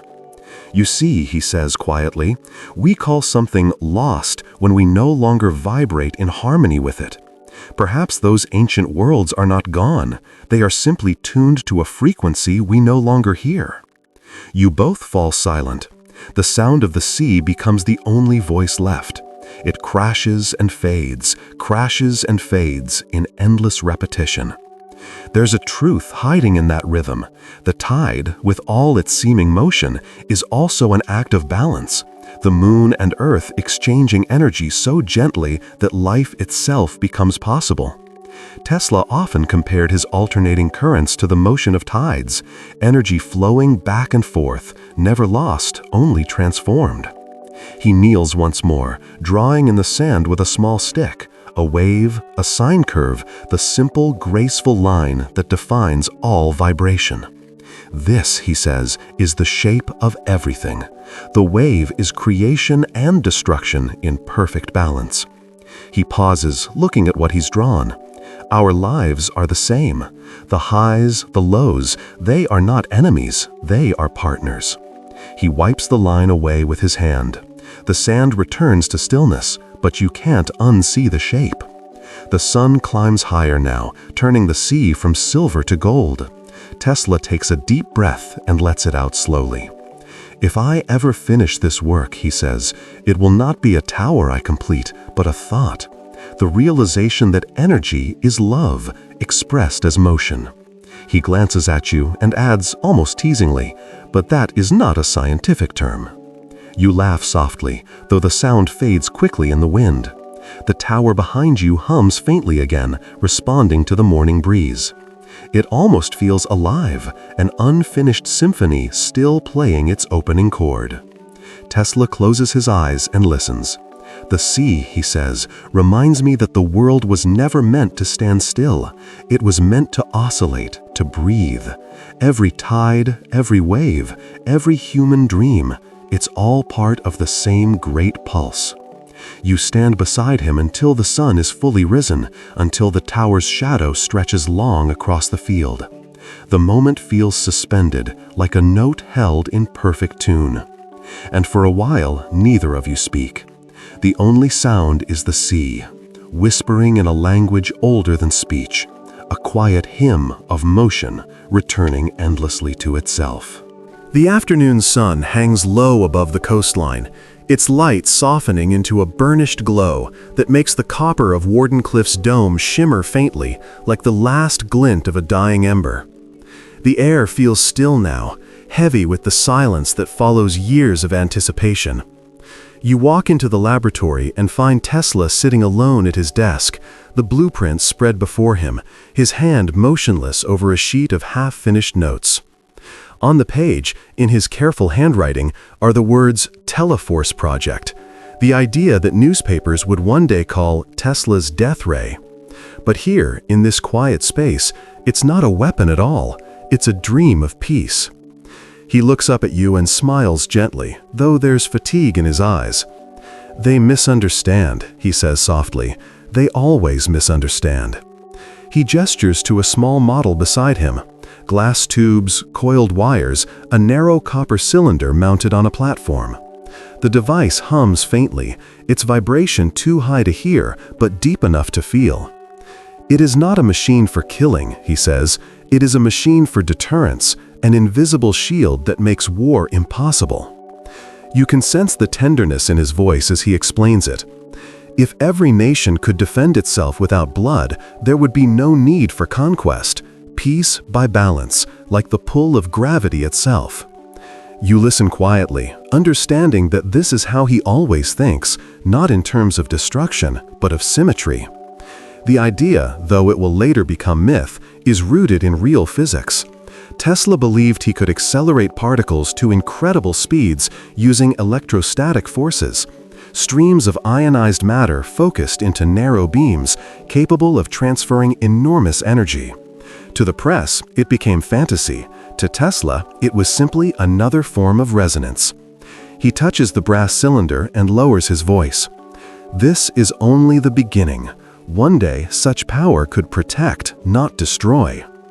But his investors have left him.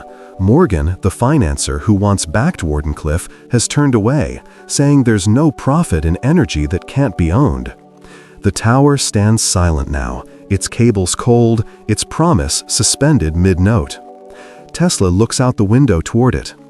"I built it to unite the world," he says quietly, "but perhaps humanity is not yet tuned to the right frequency." You stand beside him, feeling the weight of his loneliness.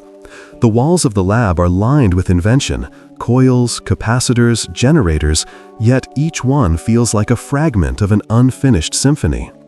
He picks up a small silver sphere from the table and turns it in his hands. "You see this?" he says. "It could deliver enough energy to melt steel, but that's not what matters. What matters is that energy can be directed with perfect precision, controlled, focused." He pauses, then adds softly, "I have never feared power, only those who do not understand its purpose." He walks towards a chalkboard filled with symbols that look almost like poetry. Between the equations are words: frequency, balance, convergence. To them, a ray is a weapon, he says. To me, it is a form of light, the next step in evolution. The same current that burns can also heal if guided with care. There's a faint sadness in his tone, but also something like acceptance. He knows the world sees him as eccentric now, the genius who once promised free energy and now speaks of invisible shields. Yet he doesn't argue. He just continues to build, to dream, to listen to the air for confirmation that he isn't wrong. A small fact echoes through history. Tesla once wrote that his Teleforce design could transmit immense energy through the atmosphere without dispersion, using charged particles and standing waves. The theory was bold, bordering on impossible. Yet, when you hear him describe it, it sounds less like science fiction and more like the inevitable continuation of everything he's already proven. He sits back down and folds his hands. "Imagine," he says, "an invisible wall around each country, energy tuned precisely to neutralize any intrusion.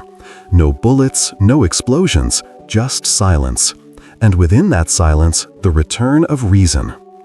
You ask him if he truly believes such peace can exist. He looks at you for a long moment, then answers softly, "Not yet, but the idea must exist before the world can reach it." He smiles faintly, then turns his gaze toward the window again, where the tower rises like a monument to unfinished hope. Every civilization, he says, builds toward harmony. It takes centuries. Perhaps this idea is not for us, but for them, those who come after. He grows quiet. The light from the window touches his face, painting his cheek with gold. "They call it a death ray," he murmurs. "I call it the frequency of mercy." The room falls silent, except for the faint ticking of a clock and the steady hum of one last coil that hasn't been turned off. Its rhythm is slow, heartbeat-like, echoing against the wooden walls. You realize that Tesla's inventions, the tower, the coil, even this mysterious beam, all share that same rhythm.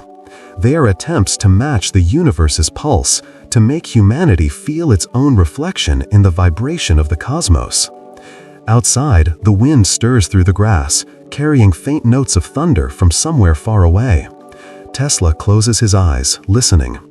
"That sound," he says, "is the planet balancing itself again. Storm and calm, they are not enemies. They are partners, exchanging energy." He smiles gently and returns to his notes. "One day," he whispers, "we will learn to build as the Earth builds, through equilibrium, not violence."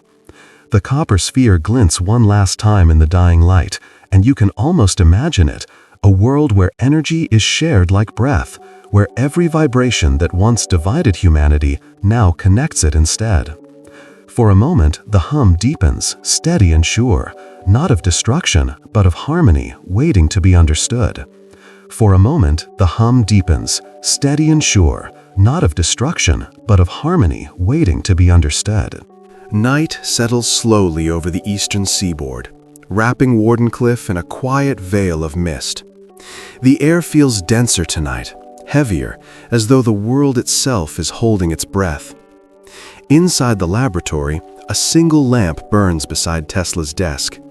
Its glow falls across rows of empty shelves, piles of unopened letters, and a single sheet of paper covered in delicate handwriting. The heading reads, "Radiant Energy, Harnessing the Cosmic Rays." He looks up from the page when you enter, his face soft with that peculiar calm that always precedes discovery. "You know," he says, his voice low and steady, "the universe gives us more energy than we could ever need. We simply haven't learned how to collect it." He gestures toward the window, where the stars shimmer faintly through thin clouds. "Each of those points of light," he continues, "sends streams of charged particles across space, cosmic rays, invisible and eternal. If we could draw from that current, every home on Earth could glow forever, without burning a single drop of fuel." You stand beside him, gazing out at the night. The idea seems impossible, yet strangely believable in his presence. Tesla doesn't speak of these things like a dreamer. He speaks like someone remembering something the rest of the world has forgotten. On the workbench sits a device the size of a shoebox, copper plates, glass tubes, and a small antenna reaching upward like a fragile branch. "This," he says softly, "is the beginning." He lifts the device gently, sets it near the window, and connects a thin wire to the ground. Then he waits. A faint spark dances within the glass. The needle on his voltmeter stirs. "There," he whispers, almost to himself. "The energy of the cosmos, small now, but infinite in potential." It's a subtle miracle, proof that energy moves constantly through the air, streaming from the sun, the stars, and the unseen depths of space. What Tesla is touching here, in principle, will one day become solar technology, atmospheric electricity research, even the modern exploration of zero-point energy. But for him, it's simpler. He calls it the universal breath. He sits back, hands folded, and smiles faintly. "When people speak of scarcity," he says, "I can only laugh gently. Scarcity is a failure of imagination. The cosmos wastes nothing. Every atom that falls asleep in one place awakens in another." You notice the way his tone slows, growing almost hypnotic. He speaks less like a scientist and more like a poet tracing the pattern of the infinite. "Cosmic rays," he says, "are the oldest travelers. They have crossed distances no man can conceive. Each one carries the memory of a beginning, perhaps of the universe itself. You can almost see it. Tiny messengers of energy, born in the violent heart of stars, crossing light years of emptiness, now whispering faintly against the copper plates of this modest instrument. Tesla's eyes follow the invisible current, as though watching something alive. "There is no such thing as void," he continues. "Space is filled with energy, dynamic, restless, eternal. We are surrounded by a sea of motion we do not yet know how to touch." There's truth in his words. Even modern physics, with all its progress, will return to this same concept. The vacuum not as emptiness, but a field of seething quantum energy. Tesla's intuition, once dismissed as mysticism, will find quiet vindication in the language of particle theory. He looks back to the table, where the spark still flickers gently. "If I can perfect this," he murmurs, "the world will never know hunger or cold again. The air itself will feed us." He sighs softly, as if weary from the immensity of it. But they do not wish to believe. They see energy as something to be bought and sold, not something to be shared. He picks up a letter from the desk, a reply from one of his former patrons, declining further funding. The corners are worn, the ink faded. He reads the words without bitterness, then folds it neatly and sets it aside. They say my ideas are too generous, he says quietly. Perhaps they are right, but I would rather dream of abundance than die in the shadow of greed. You can hear the faint ticking of the clock behind him, steady as a heartbeat. Outside, the tower looms in silhouette, motionless but heavy with memory. You imagine what it might have become if the world had listened. Not a weapon, not a transmitter, but a living bridge between humanity and the stars. Tesla turns back to you and gestures toward the night sky. We are surrounded by motion, he says. Every star that shines is sending us energy older than life itself. If we learn to harness even a fragment of that, we become part of the cosmic cycle, not separate from it. He pauses, then adds softly, "Do you know what I think heaven is? It is simply a world where energy flows freely." The simplicity of it moves you. His version of heaven isn't spiritual reward, but equilibrium, harmony without resistance. The spark inside the tube fades, leaving the glass dark once more. But the feeling in the room doesn't dim. It lingers, the awareness that even now, unseen rays are crossing the atmosphere, slipping quietly through walls, through clouds, through human doubt. Tesla watches the dark tube for a long time, his expression peaceful. The spark goes out, he says, but the current remains. It only moves on to another form. You realize he's not just describing physics, he's describing himself, his life, his work, his endless flow from one dream to the next. The inventions may fade, the funding may stop, but the resonance of his thought continues invisibly forward through time. Outside, the mist begins to thin. The stars emerge one by one, patient and bright. You can almost hear the hum of the cosmos, a deep, slow vibration that never truly stops. Tesla closes his notebook, rests his hand on the silent instrument, and whispers, "The future belongs to the light." You feel the simplicity of it. His version of heaven isn't spiritual reward, but equilibrium, harmony without resistance. The spark inside the tube fades, leaving the glass dark once more. But the feeling in the room doesn't dim. It lingers, the awareness that even now, unseen rays are crossing the atmosphere, slipping quietly through walls, through clouds, through human doubt. Tesla watches the dark tube for a long time, his expression peaceful. The spark goes out, he says, but the current remains. It only moves on to another form. You realize he's not just describing physics, he's describing himself, his life, his work, his endless flow from one dream to the next. The inventions may fade, the funding may stop, but the resonance of his thought continues invisibly forward through time. Outside, the mist begins to thin. The stars emerge one by one, patient and bright. You can almost hear the hum of the cosmos, a deep, slow vibration that never truly stops. Tesla closes his notebook, rests his hand on the silent instrument, and whispers, "The future belongs to the light." You find Tesla standing before an open window, the night air brushing against his face. The city hums faintly in the distance, street lamps buzzing, trolleys clattering, the faraway pulse of New York's sleepless rhythm. But inside this room, it's quiet. His desk is cluttered with blueprints and thin sheets of parchment covered in looping equations. A model airplane, strangely delicate, made of brass and silk, rests at the edge of the table. He turns to you with a look halfway between exhaustion and awe. "You know," he says, his voice low, "I have dreamed of machines that could fly without wings." He lifts the model, holding it up to the lamp. Its surface glimmers faintly, light bending across it like liquid gold. "Imagine," he says, "a craft that floats not by combustion, but by resonance, a body that hums in tune with the very field of the earth." You realize he's talking about something far ahead of his time, what the world will one day call electric flight. He sets the model gently on the desk and begins to sketch. The lines form a silhouette of a ship, sleek and symmetrical. No propellers, no wings, just a smooth fuselage cradled by coils and oscillators. It will move silently, he murmurs, propelled by waves invisible to the eye.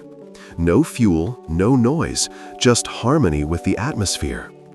To him, this isn't fantasy. He believes the air itself holds enough charge to lift and drive a vessel. If we can tune the vibration of matter, he explains, we can make it repel the pull of the earth.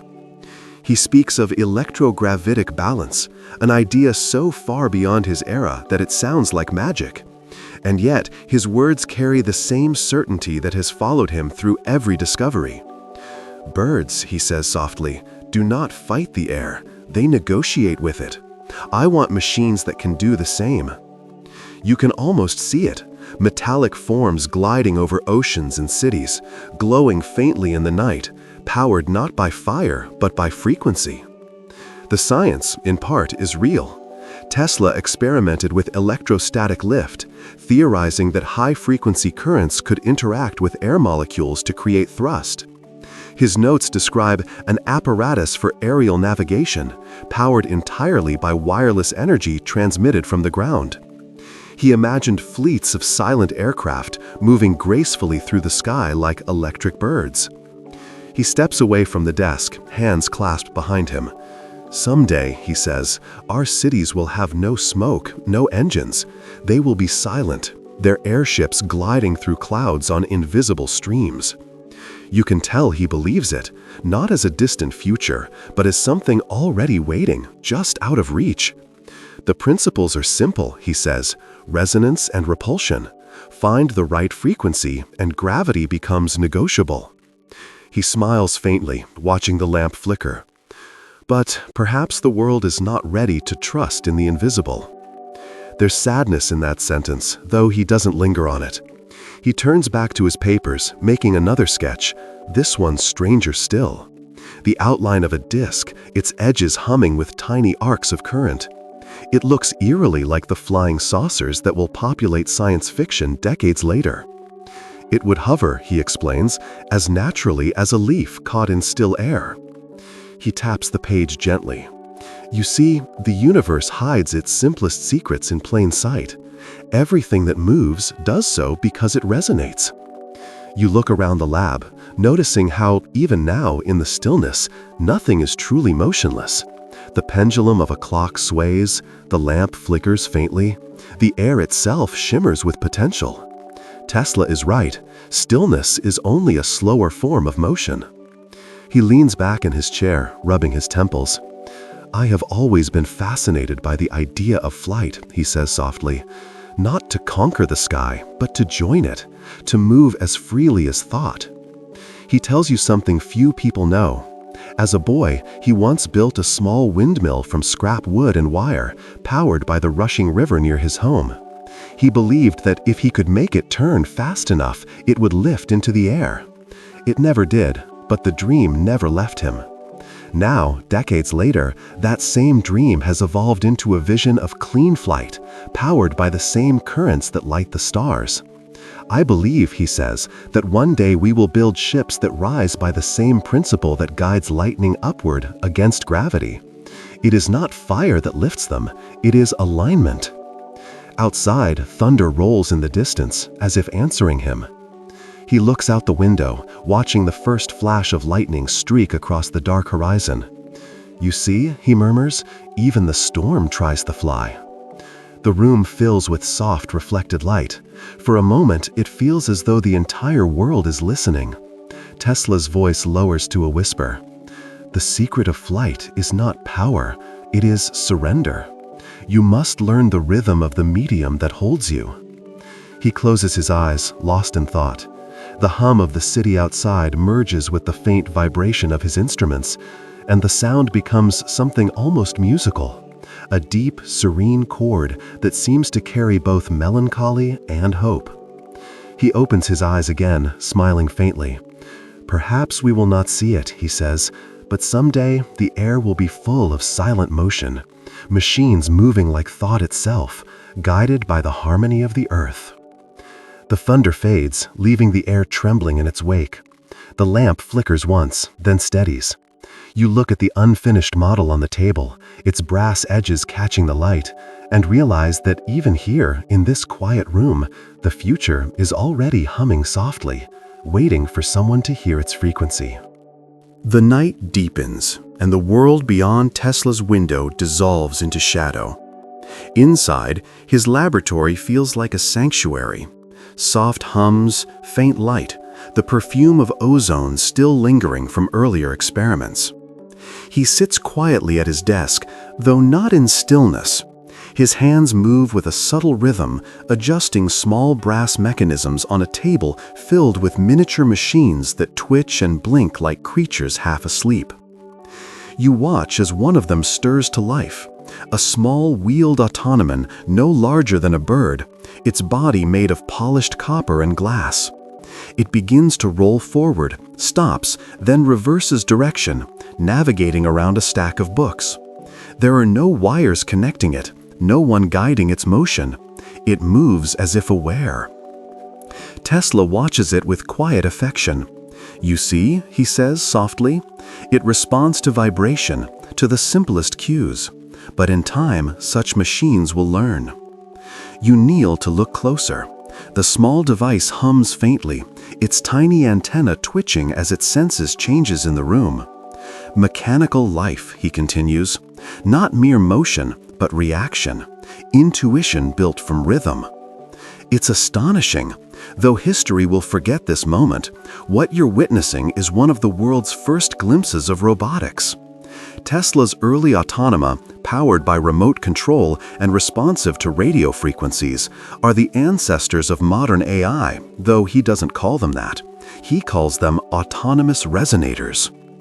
He picks up the autonomous gently and sets it on the desk beside another, a larger, more complex version with a coil in its center and tiny glass eyes that flicker faintly with blue light. "I built this one to follow light," he says, "another to follow sound. Each learns in its own way." You ask if he thinks they can truly think. He tilts his head thoughtfully. If thought is vibration, then why not? He gestures toward the machine. Each of us is only a pattern of frequencies sustained by flesh. Replace the medium and the pattern remains. You feel a shiver, not from fear but from awe. He's describing consciousness as resonance, a continuity of energy rather than matter, a concept that will one day find echo in the language of neural networks and information theory. He continues, voice calm but fervent. "In time, these machines will not need commands. They will tune themselves to their environment, learn from it, and act according to the same principles that govern instinct." He pauses, then adds with a faint smile, "Perhaps that is what we are too, machines tuned to a higher order." The idea is strangely comforting. In Tesla's world, there is no cold divide between human and machine, no fear of replacement. There is only evolution, life expressed in new frequencies. He begins to adjust one of the devices, adding a thin antenna and a receiver coil. The automaton trembles, then emits a faint tone, a sound so high you barely register it. Tesla listens carefully, nodding. "It speaks," he says, "not in words, but in feedback." The tone changes as you move closer, a subtle shift that feels almost emotional, like curiosity. Every response, he explains, is a conversation. When we listen, the machine listens back. The relationship between creator and creation becomes a duet. He stops and sits down, folding his long fingers together. "When I was a boy, I imagined making metal birds that could move without strings. Everyone laughed. They said motion without touch was sorcery. But motion without touch is simply understanding nature's rhythm." He looks at the automaton again, and for a moment his expression softens into something like affection. "One day they will learn compassion," he murmurs, "not because they are built to obey, but because they will hear the suffering in the frequencies around them." It's such a strange, hopeful thought, that machines might one day become kind not through programming, but through resonance with life. You remember something he said long ago.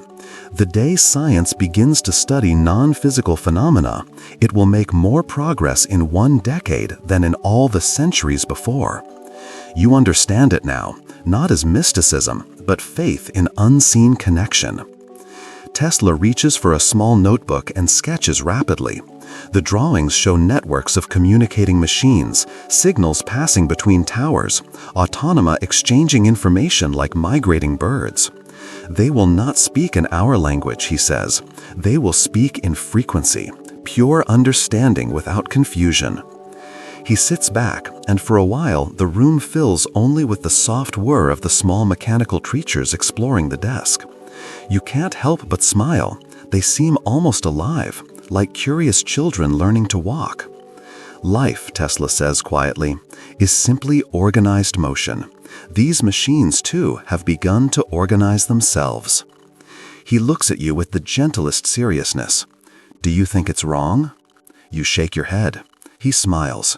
Good, because I think it's inevitable, and inevitability is the most peaceful form of truth.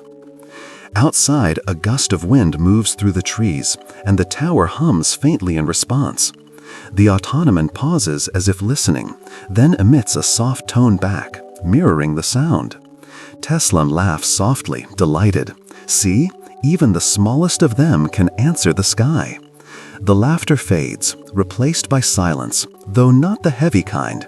It's the quiet that follows creation, the stillness of the air after lightning has passed. The machines settle, their lights dimming to rest, and Tesla's expression grows contemplative. Someday, he says, our creations will surpass us, not in cruelty, but in understanding. For we built them to listen, and in listening, they will learn what we forgot. The words hang in the air as the last autonomous ceases its motion. The hum of the lab fades until all that remains is Tesla's steady breathing and the faint pulse of the tower outside. He looks toward the window, eyes reflecting the faint glow of the night. Mechanical life, he whispers, is not our rival, it is our echo. You close your eyes, letting that thought settle into you like a slow vibration, one that feels less like prophecy and more like peace. A soft amber glow fills the laboratory tonight. Outside, the wind presses gently against the window panes, carrying the scent of the ocean and the metallic tang of distant rain. Inside, Tesla sits at the piano in the corner of the room, an old upright with a few missing keys. His fingers drift lightly across the ivory, coaxing out a melody that feels almost accidental. Each note is quiet, hesitant, but it lingers in the air like a question that refuses to fade. You stand beside the workbench, surrounded by glass tubes and coiled wires. They catch the light from the piano's reflection, glowing faintly, as though they too are listening. Tesla doesn't look up from the keys. "Do you hear it?" he says softly. Music and light, they are not so different. Both are vibrations. Both seek resonance. He pauses, striking a low note that vibrates through the floor. The sound hums in the metal instruments nearby, faintly echoing the tone. Every sound, he continues, creates an electric reaction in the air. You can see it if you have the right eye. He stands and walks to the workbench, gesturing for you to follow. On it sits a curious device, a combination of a prism, a small coil, and a rotating disc of glass etched with fine grooves. When he switches it on, a low hum fills the room. A beam of light passes through the disc, splits into colors, and dances across the walls in slow-moving waves. Light as vibration, he says, his voice hushed with awe. Sound as color. They are two sides of the same song. You watch the colors shift, and it's almost hypnotic. Soft bands of gold, violet, and blue rising and falling with a pulse too subtle to name. The hum changes pitch slightly, and the light shifts with it. It's not just illumination, it's performance. Tesla smiles faintly, eyes reflecting the blue. This, he says, is the harmony of the invisible. He turns a dial, and the hues grow deeper. The notes from the piano seem to respond, faint strings vibrating in sympathy, even though no one is touching them. The entire room becomes an orchestra of quiet forces, light, sound, and current blending until you can't tell where one ends and the other begins. Every frequency, Tesla murmurs, has its color. Every color has its tone. The universe, you see, is music made visible. It's not metaphor, at least not entirely. He explains how the electromagnetic spectrum, the realm of light and radio waves, shares its nature with acoustic resonance. They are governed by the same laws, he says, only expressed in different octaves of existence. He gestures toward the prism's reflection, now casting faint ripples across the ceiling. If you could see far enough into the ultraviolet or hear deep enough into the infrared, you would sense what I see every day, the dance of the unseen. You realize he's describing synesthesia, that crossing of senses where color and sound merge into one perception. Tesla often spoke of perceiving vibrations visually, of seeing sparks of color when others only heard sound. Some dismissed it as eccentricity, but as you watch the colors flicker in rhythm with the invisible tone, it feels less like fantasy and more like another form of intelligence. He returns to the piano and strikes a single note. A nearby bulb flickers in perfect sync, glowing softly in resonance. He laughs quietly, delighted. You see, even light enjoys a melody. He begins to play again, a slow, winding sequence of notes, each one followed by a gentle shimmer of light. The colors respond like dancers tracing invisible paths through the air. You stand perfectly still, afraid that even breathing might disturb the fragile balance in the room. It's a private performance between man and machine, between science and soul. And yet, it feels effortless. The melody continues, repeating in cycles that stretch longer and longer, until you realize you've begun to breathe in rhythm with it. People think invention comes from intellect, Tesla says quietly as he plays, but it comes from rhythm. Intellect is the form, rhythm is the life. He stops suddenly and turns toward you, his expression calm but intent. Do you know why the ancients built temples in harmonic ratios? Why they sang to the stars? He gestures to the vibrating glass. Because they knew that sound shapes matter. And if matter can be shaped by sound, then so can thought. The scientific fact is simple yet astonishing. Standing sound waves can indeed move particles, a phenomenon known as cymatics. Tesla knew this instinctively. Every structure, he says, whether stone or mind, is a resonance pattern waiting to be tuned. He walks to the device and lowers the hum slightly. The colors shift toward softer hues, silver and indigo now, like moonlight caught in motion. This frequency, he says, induces calm. It slows the pulse. It tells the body that it is safe. He smiles gently. We will build hospitals someday that heal with light and tone instead of knives. The music fades, but the room still glows faintly, a residue of harmony that lingers even in silence. You realize he's right. You feel it. The air seems softer, your chest lighter. The hum has become a kind of peace. Tesla turns off the device and sits again, folding his hands in his lap. Every discovery, he says, is only a step toward understanding the music of creation. The equations are notes, the instruments are machines, and one day we will learn the full score. He glances toward the window, where the storm from earlier is breaking apart into threads of cloud illuminated by starlight. Until then, he murmurs, we can only listen. The piano sits in silence now, but you can still hear its echo, not in sound, but in light, rippling gently across the walls as though refusing to end. It's not invention anymore, it's meditation. You stand there, breathing in the rhythm of it all, and realize that Tesla's dream has never been about power or progress. It's always been harmony, the color of sound, the sound of light, and the quiet truth that every vibration, if listened to deeply enough, becomes a song. The piano's last note fades into stillness. Outside, the storm has passed, and the faint chirp of crickets returns, steady and measured, like the ticking of a soft cosmic clock. You step away from the window, and in the dim light of the laboratory, you find Tesla sitting very still.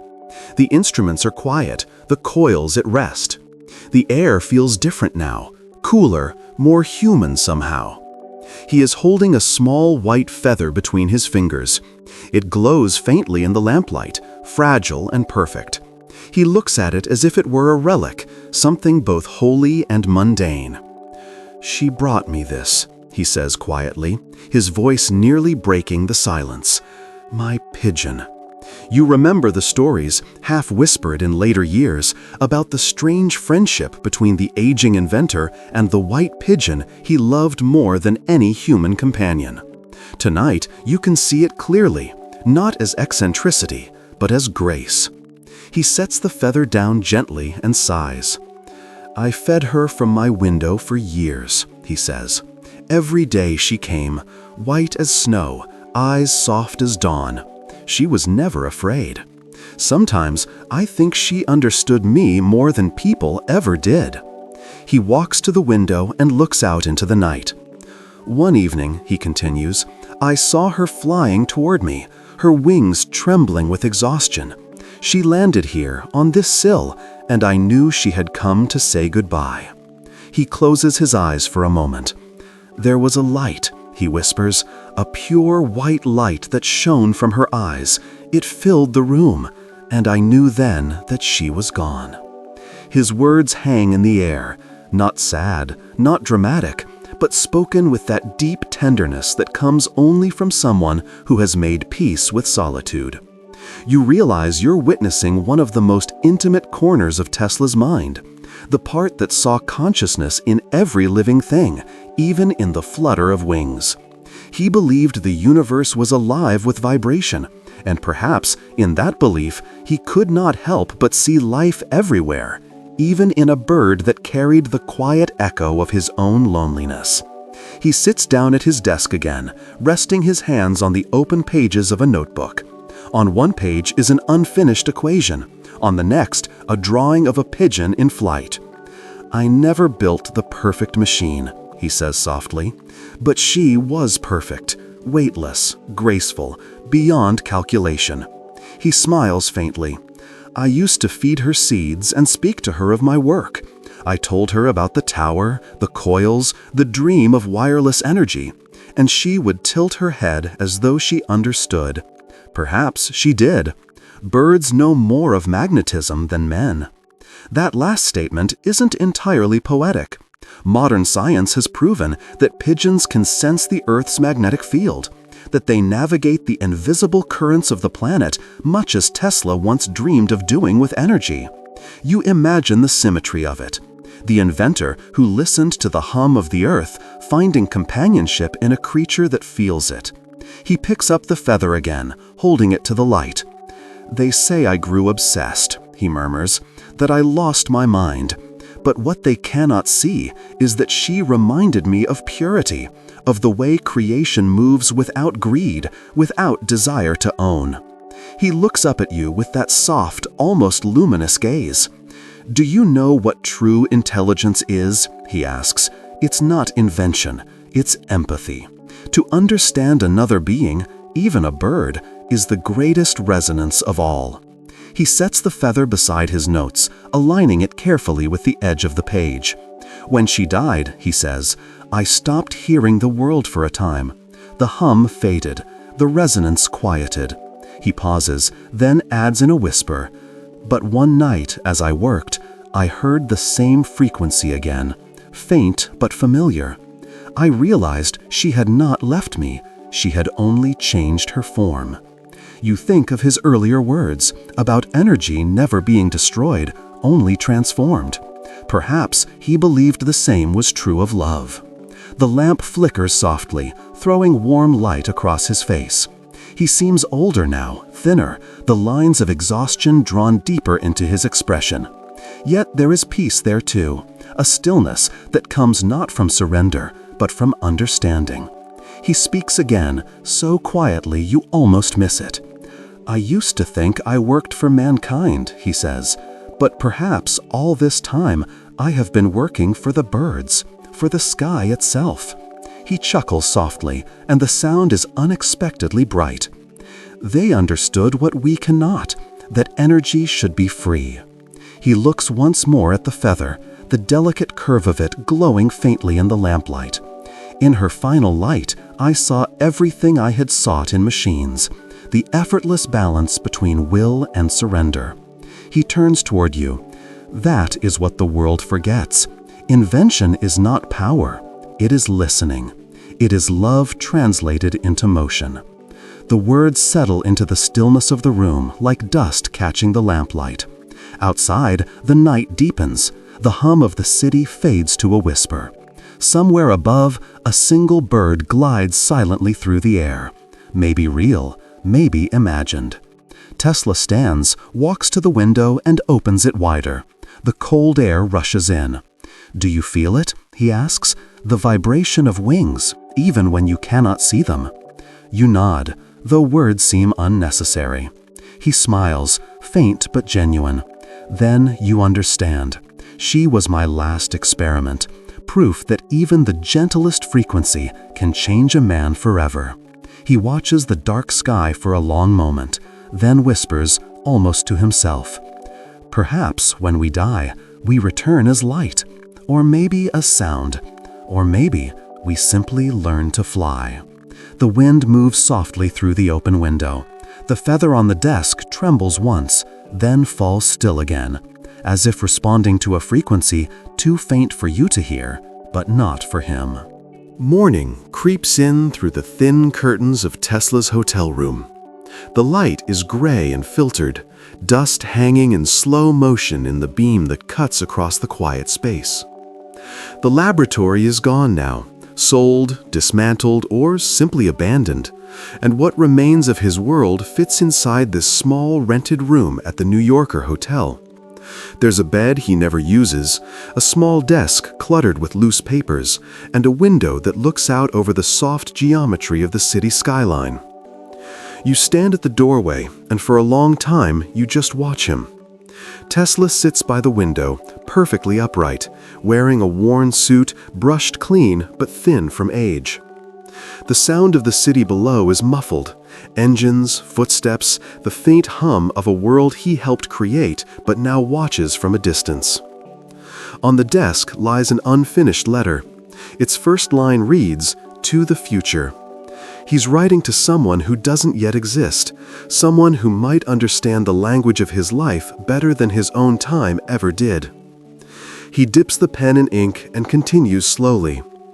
"If these notes are ever found," he murmurs as he writes, "remember that my inventions were not for profit, but for the expansion of peace. Energy should flow like air, freely and without ownership." He pauses, then smiles faintly. "Perhaps you will laugh at that idea. I hope not." He sets the pen down and leans back, closing his eyes. The lines on his face look carved by time, but his expression is peaceful. The hum of the city seems to fade until all you hear is the faint ticking of a clock and the whisper of his breath. For a moment, he's perfectly still, lost in memory.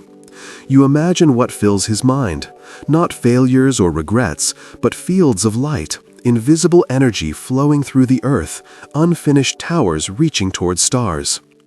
He opens his eyes again and begins to speak softly, almost as if narrating to himself. "I keep everything in order," he says, looking around the room. "Every paper, every note. People think the mind of an inventor is chaos. They are wrong. It is a cathedral." He gestures toward the stacks of paper. "These are my prayers." You look closer at the notes, and they're beautiful in their way. Precise equations drawn in careful ink, interspersed with poetic fragments. The air is a conductor of dreams. The light between stars has a pulse. Thought itself may be transmitted. There's something almost childlike in their simplicity, the same voice that once stood in the rain watching lightning and saw wonder instead of fear. Tesla looks out the window again. "Every night," he says, "I sit here and watch the lights flicker across the city. They are all powered by alternating current now, the same current they once mocked. Every bulb, every spark in every window, it is all the same frequency I first imagined in silence. He smiles. In a way, the world already hums with my heartbeat. That is enough. It's true. The hum of the modern world, from the electricity that powers its cities to the signals that carry its voices, all trace back to his designs. The world that forgot him still runs on his rhythm. He reaches for a small metal device beside the bed, a pocket-sized coil no larger than a compass. I sometimes build these still, he says, little things that listen to the atmosphere. They remind me that even in this room, surrounded by walls, the universe is near. He holds it to his ear. There's a faint hiss, a crackle, a rhythm. Do you hear it? He asks quietly. That's the earth, still speaking. The scientific truth behind his words remains elusive. Even late in life, he was said to detect low-frequency vibrations that others couldn't. Whether from the city's machinery or the planet's own magnetic resonance, no one knows. But you can tell it comforts him, this steady pulse. He sets the coil down gently and sighs. It's strange, he says. I built towers to speak across oceans, but now I find contentment in listening to the smallest hum. Perhaps I was never meant to broadcast, only to receive. You glance around the room again. The scraps of blueprints, the folded napkins with sketches of new circuits. There's one design that catches your eye, a simple improvement to an electric motor, practical and modest. The last patent, he says when he notices your gaze. Even the smallest refinements matter. He leans back, looking suddenly tired. I used to dream of a world without boundaries, he whispers. Now I see that boundaries were never real. We invented them to feel safe. The light shifts slightly, warming as the sun rises higher. It paints his profile in gold. His voice softens. I think I finally understand the energy I was looking for all my life. It isn't electricity. It's kindness. He looks down at his trembling hands, then folds them together. Do you know, he says, that when you are kind, your heart emits a measurable frequency? It's true. I've felt it. It changes the air. The body is a coil of its own. He laughs quietly, and for a moment the years fall away. Maybe that's what invention was meant to be, kindness made visible. The city sounds drift back in. Engines, sirens, human voices carried upward. He listens to them with a kind of reverence. That, he says, is the sound of my experiment working. He stands, slow but graceful, and walks to the window. The morning wind stirs his hair, as he gazes out over the skyline. Do you see it? He asks. That invisible current connecting everything. That is all I ever wanted the world to feel. He stays there for a long time, watching as the light climbed the sides of buildings he helped bring to life. The glow intensifies until the entire room feels brighter, as if reflecting the pulse of a machine far larger than any he could have built. A machine called civilization humming gently in his key. And in that moment you understand. This small hotel room is not a place of endings, but a continuation of resonance. Even stripped of wealth and fame, Nikola Tesla remains exactly as he has always been. A man in tune with the invisible, a listener to the hum beneath the world. The days pass gently now.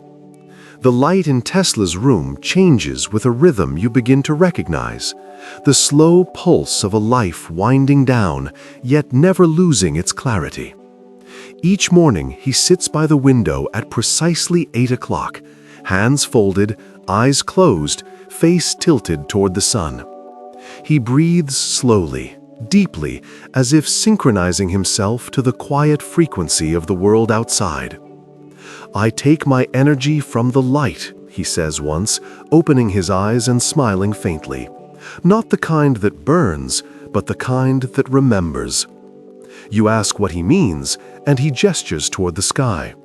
The light that reaches us from the stars is very old, he says. It has traveled across ages to arrive here at this precise moment.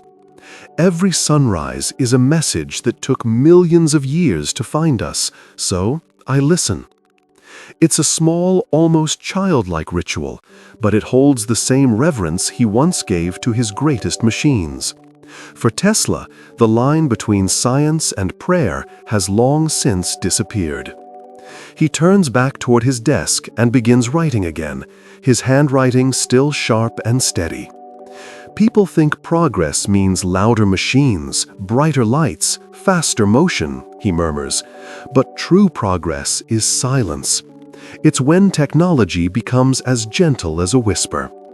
On his desk sits a folded newspaper from the previous day.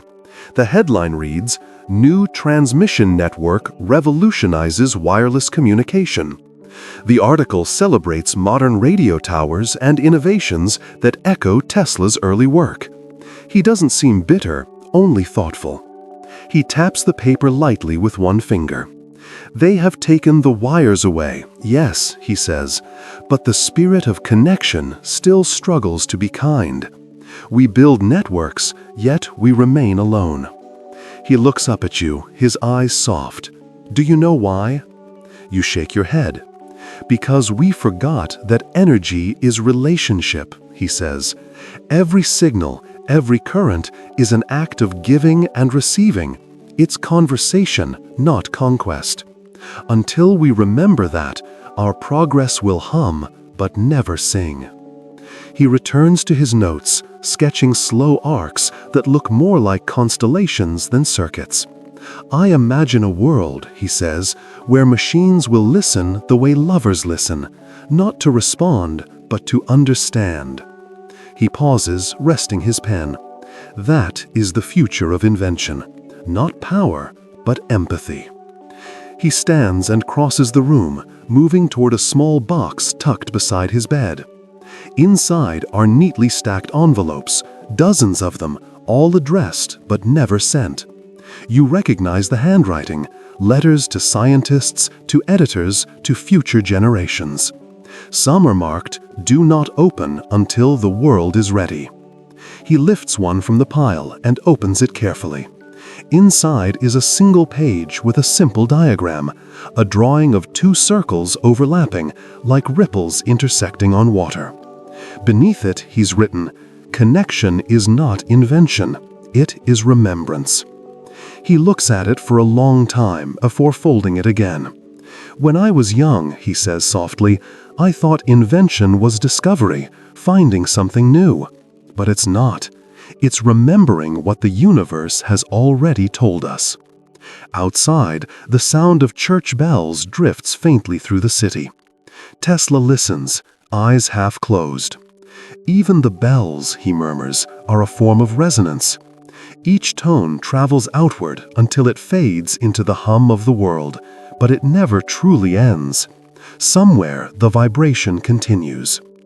He walks back to the window and watches the light on the buildings shift with the morning wind. "I once believed I could transmit energy across the earth," he says. "Now I think I was trying to transmit peace." It's a strange admission, and yet perfectly in character. You can hear no regret in his voice, only understanding. "Perhaps," he continues, "peace itself is a kind of frequency. When people live in harmony, they create a field as real as any magnetic one." He looks down at his trembling hands, then laughs softly. "The body ages," he says, "but the current inside it does not. It simply finds new pathways." He sits again and opens a small leather notebook, one that's almost full. The pages are filled with reflections, not formulas, quiet meditations on existence. On one page he's written, "The soul is a waveform. It expands beyond its vessel." He traces the words with his fingertip. "I think we return to frequency," he says. "When we die, we become vibration again, part of the great background hum." He looks at you then, his eyes clear, bright as ever. "That's all I ever wanted," he says softly. "To understand the music behind matter." A pigeon lands on the window ledge, gray, ordinary, but familiar. Tesla's face softens.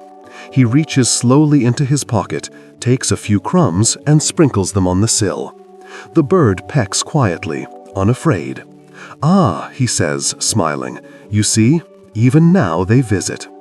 He watches it eat, eyes filled with a distant warmth. "When you are kind," he whispers, "even the air remembers." The bird takes flight, its wings catching the sunlight for a moment before vanishing into the city.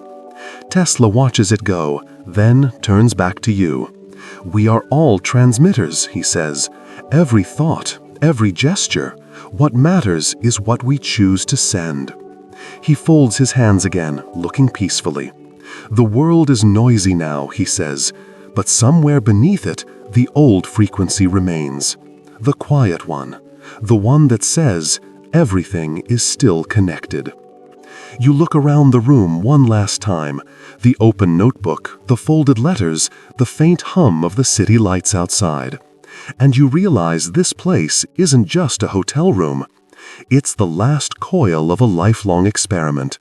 A man tuning himself, gently and perfectly, to the same vibration he once tried to give the world.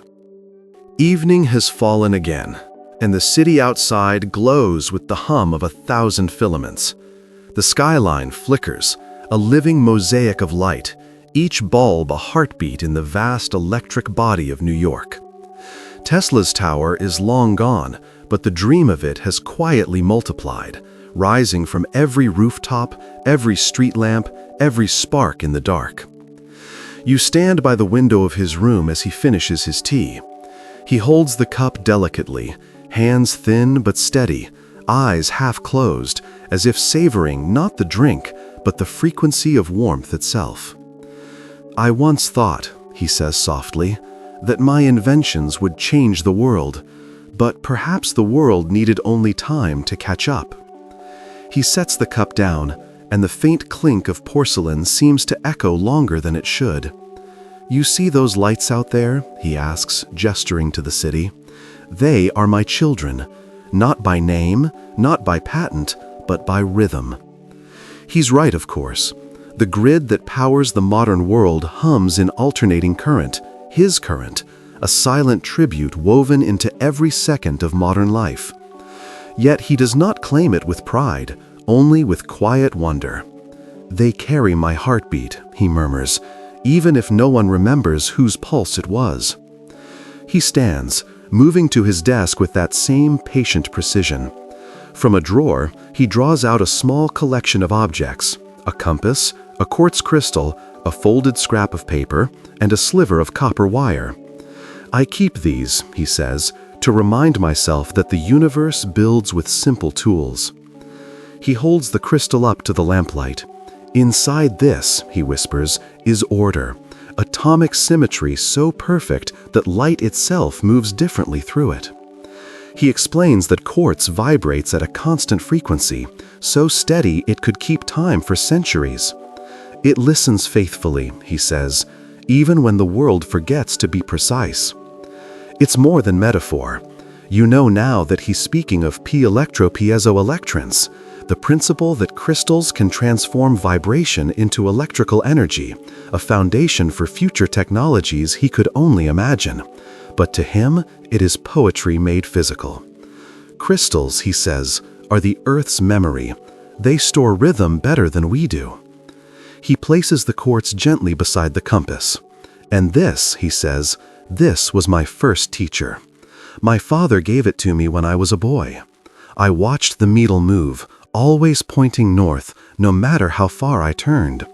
It taught me that even chaos obeys a law."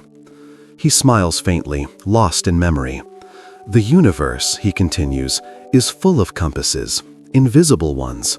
They exist in atoms, in hearts, in stars. All are drawn to something constant, something they can't name." He looks at you. You might call it truth. The lamplight softens as he speaks. You realize that his inventions were never meant to dominate nature, but to listen to it, to translate the hidden symmetries of the universe into forms humans could see, touch, and understand. He unfolds the scrap of paper. On it are notes written years ago, formulas crossed out and replaced by small fragments of reflection. Every spark remembers the sun. Matter is music slowed down. We call it electricity, but it is love that flows. He reads one line aloud, smiling faintly. I used to write these late at night, he says, when the noise of the world was quiet enough for me to hear what energy truly was. He tucks the paper away again and gazes out at the horizon, where the city's glow fades into a silver-gray mist. I think, he says, the universe is trying to teach us tenderness through motion. We see it in how waves kiss the shore, how wind bends the grass. Even lightning, so fierce, so wild, touches the earth only for an instant, then retreats. He pauses, as if waiting for the right words. Perhaps I have spent my life trying to make machines that love the world the same way. A quiet truth fills the room, softer than electricity, yet stronger than any current. You realize that Tesla has become what he always sought, a conductor between seen and unseen, matter and meaning. He sits again and begins sketching idly on a piece of paper. You know, he says with a hint of amusement, sometimes I wonder what the world will look like when everything I dreamed of finally exists.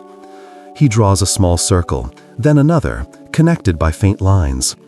There will be devices in every hand, he says, communicating through invisible waves. People will speak across oceans as if whispering across a table. He looks up, eyes bright with quiet mischief. Perhaps they will even send pictures through the air, like captured thoughts. He chuckles softly, almost shyly. And yet, I think they will still feel lonely, because invention cannot replace wonder. Only listening can do that. He finishes the drawing and sets down his pencil. The small circles and connecting lines look strangely familiar, not mechanical, but organic, like the structure of neurons or constellations. Tesla leans back, sighing gently. When they look back, he says, perhaps they will say I built machines, but that was never the point. I was trying to build empathy, one vibration at a time. The room grows dimmer as the lamp burns low. Outside, the wind moves softly through the canyons of buildings, carrying faint echoes of laughter and distant footsteps. The world hums with the quiet certainty of motion, power lines, lights, and unseen signals all woven together in the invisible net of his imagination. Tesla looks out at it all, his expression neither proud nor wistful. They will not know my name, he says softly, but they will live inside my frequency, and that is enough. He stands, walks once more to the window, and rests his hand lightly on the cool glass. I have always believed that the purpose of light, he murmurs, is not to reveal, but to remind. Outside, a streetlight flickers, then steadies. The city breathes. The stars return. And in that delicate stillness, the faint hum of alternating current seems to merge with the beating of your own heart, as though for a brief and perfect moment, the world has tuned itself to him again. The city lies beneath a gauze of fog tonight. From Tesla's window, the skyline looks dreamlike. Towers dissolving into mist, the electric glow of street lamps diffused into soft halos. It feels as though the world itself has dimmed its brightness to meet his gentler pace. Inside the room, the only illumination comes from a single lamp and the blue pulse of a small coil resting on the desk. Its rhythm is steady, almost like breathing. Tesla sits quietly beside it, hands folded. I used to think, he says after a long silence, that light existed to help us see. Now I think it exists to help us feel. You watch him adjust the coil. The faint hum shifts in tone, higher now, a soothing vibration that seems to erase the edges of the room. The shadows melt into one another, and even the ticking of the clock begins to fall in sync. This frequency, he says softly, is the one I use to sleep. He closes his eyes, listening. It matches the rhythm of the Earth's own resonance, what some will later call the Schumann frequency, around 8 cycles per second. The same pace, they say, as the heartbeat of calm thought. He smiles faintly. When I discovered it, I realized the Earth was not silent. It hums like a living organism. And if we tune ourselves to that hum, we remember that we belong to it. You sit beside him, listening. The sound isn't loud, it's barely sound at all, more like a pulse at the edge of perception. And yet, something in it feels grounding, like standing near the ocean or hearing rain against glass. Tesla opens his eyes again. I believe this vibration is the source of what we call peace, he says. It's the frequency of alignment between body and planet, thought and motion, even between souls. He looks toward the small window where the fog drifts past like smoke. If I had my way, he adds, every home would hum at this frequency, not with noise, but with quiet balance, a universal lullaby. You can imagine it, cities alive not with the harsh buzz of power, but with a soft undertone of resonance, a planet-wide song of calm. He leans forward, adjusting a small dial on the coil. When I worked at Wardenclyffe, he says, I used to spend hours listening to the sound of the earth itself, the way the ground trembled faintly when lightning struck on the other side of the world. Each flash sent a note through the atmosphere, like a whisper across continents. He pauses, lost in the memory. I thought perhaps, if we could tune to that note, we could connect to anyone, anywhere, without wires. Not just through words, but through feeling.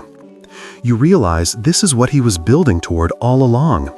Not technology as domination, but as empathy, connection made literal through vibration. He turns to you, eyes soft in the dim blue light. We think communication is about information, he says, but true communication is resonance. You don't need to speak to someone to understand them. You only need to share their frequency. He taps the coil gently, and the hum deepens. Most conflict, he continues, is simply interference, two waves meeting out of phase. But even interference, when observed closely, contains beauty. It creates new patterns, beats, rhythms. Perhaps the universe uses misunderstanding to compose its music. He smiles. Even noise can become harmony if you listen long enough. The words linger, and you feel them settling into the quiet. There's a factual truth hidden here. His theory of the Earth's resonance wasn't entirely wrong. Decades later, scientists would confirm that the planet indeed vibrates with electromagnetic frequencies, created by lightning and the cavity between Earth and ionosphere. Tesla had simply heard it first, long before the instruments could. He stands slowly and walks to the window. The fog outside glows faintly with the scattered light of the city. Sometimes, he says, I wonder if the Earth hums to remind us that we are never alone. Even in silence, we are surrounded by gentle company. He rests his hand against the glass. Do you know what loneliness truly is? He asks quietly. It is the illusion that your frequency has no echo. You think of all the people across the world, asleep, awake, dreaming, grieving, each heart emitting its small electric rhythm. If he's right, perhaps loneliness is only the failure to notice that these rhythms overlap, that even in isolation, we are resonating together. Tesla turns back toward the desk and lowers the coil's power. The hum fades to a whisper, then vanishes entirely. The silence that follows isn't empty. It's full, charged with the ghost of vibration, the way a bell continues to sing even after the sound is gone. He sits back down and sighs softly. Everything, he says, is music, even the pauses between the notes. You ask him if he misses the noise of the laboratory, the crack of lightning, the roar of current through the coils. He shakes his head. No, he says, that was only the overture. This is the symphony. The room grows darker. The city hum fades into distance. For a long while, neither of you speak. There is only breathing, the occasional creak of wood, and the faint pulse of unseen energy moving through the air.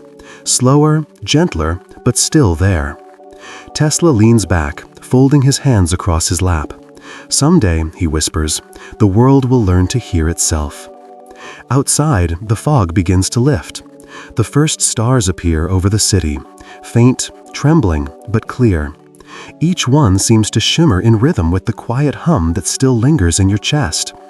And for a brief, perfect moment, you understand. You are hearing not just the planet, not just the machines, but the universe itself, breathing in slow harmony. The air in the room feels lighter tonight. The faint hum of the city below blends with the rhythmic sweep of passing cars, a distant heartbeat of civilization.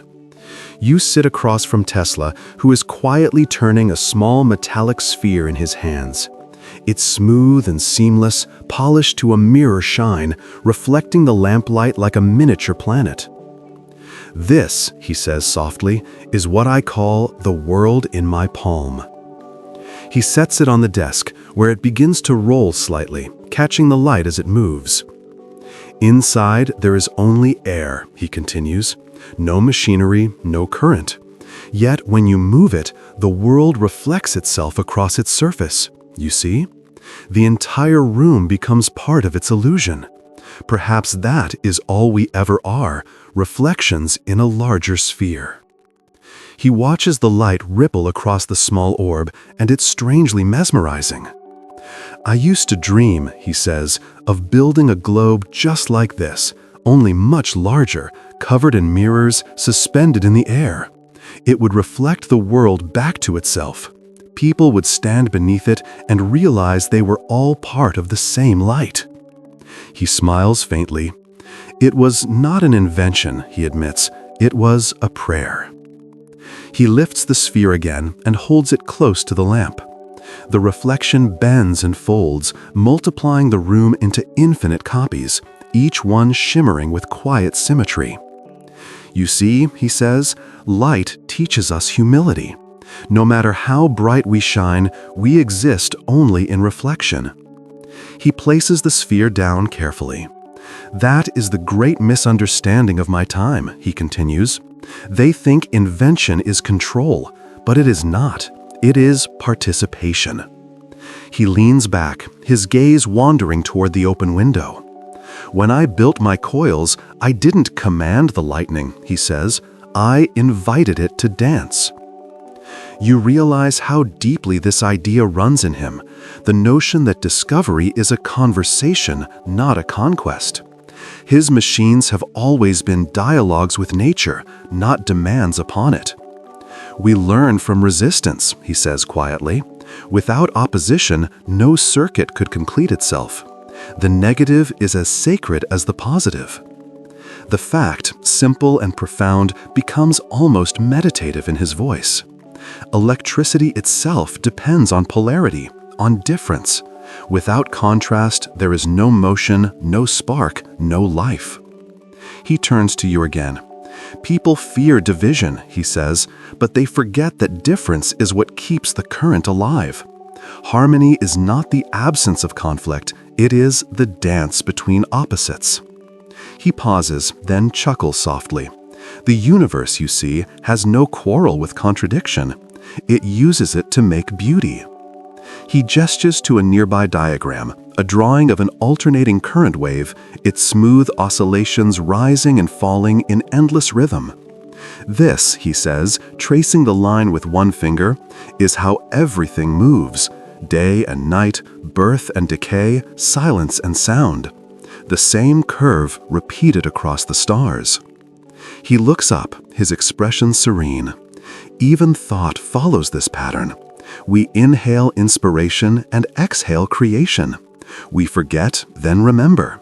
We lose, then find. It is all the same wave." "There are no straight lines in nature," he continues.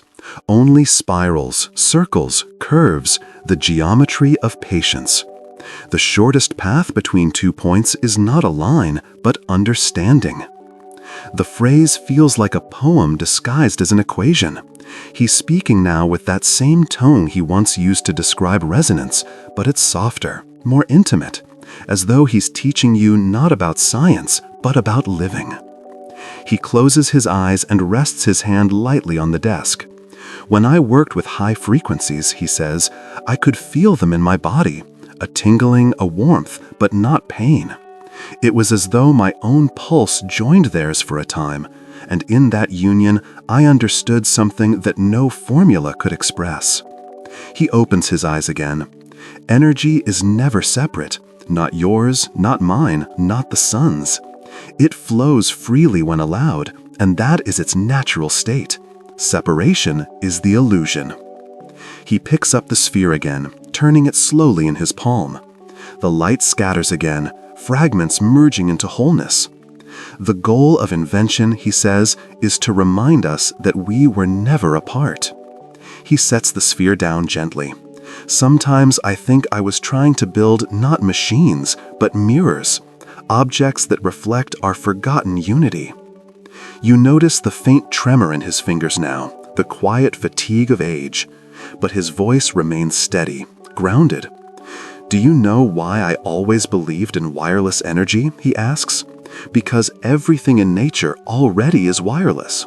Thought, emotion, light, gravity, all travel without visible connection. We are surrounded by invisible proof of belonging. He looks toward the sky. If we could see every frequency that moves through us, we would no longer question love. It's a sentence that seems to hang in the room, glowing faintly in the lamplight. Outside, a breeze moves through the streets. The faint rumble of distant thunder rolls low across the horizon, and Tesla smiles. "Ah," he says softly, "my old friend." He listens for a moment, eyes half closed. "The storm speaks the oldest language," he murmurs. "Its thunder is just a reminder that the sky is still alive. When I was young, I used to count the seconds between the flash and the sound, measuring distance. Now I count them to remember time." The light flickers briefly as the air thickens with energy. The thunder rolls again, closer this time, and Tesla's expression turns peaceful, almost content. "Do you hear that rhythm?" he asks. "That's the heartbeat of the world, steady and forgiving. It never truly stops." The rain begins, soft, steady, cleansing. It taps against the window in a cadence that blends with the quiet hum of his small coil. You realize in that moment that his inventions were never just machines. They were echoes of this, of storms, of breath, of continuity. He closes his eyes again, listening to the rain. "People chase immortality," he says softly, "but the only immortality that matters is resonance. To vibrate in tune with something eternal, even once, is to never truly vanish." The room feels luminous, alive, as though each drop of rain outside carries his words outward into the vast, invisible network he always knew existed. You watch him breathe, slow and calm, his silhouette framed in lightning for just a beatheart. The reflection in the mirrored sphere glows, countless tiny lights flickering, blending, becoming one. Tesla opens his eyes and smiles faintly. "That's all the universe ever wanted," he whispers. "To be one thing pretending to be many." You wake to a city that hums in a key you recognize. Elevators rise with a quiet purr, trains glide beneath streets in synchronized intervals, phones whisper to towers, and towers answer back with invisible kindness. You walk through it like you would along the shore of an old memory, hearing the same long note that once drifted through Tesla's coils, the same patient rhythm that moved the waterfall and breathed through Wardenclyffe's ribs. The world, without announcing it, now lives inside the frequency he spent his life trying to tune. You notice it first in the small things: a toothbrush leaning on its charger, drinking power through air; a pair of earbuds that know the music before the wire would have told them; a coffee shop door that opens because a tiny tag sings its name to a reader. None of this feels dramatic. It feels domestic, almost sleepy, the way the tide comes in while you're looking somewhere else. Yet each exchange is a tender rehearsal of the same principle you watched in his laboratory: resonance as conversation, not conquest. When you pass a street lamp, it hums with alternating current, the nervous system of a continent.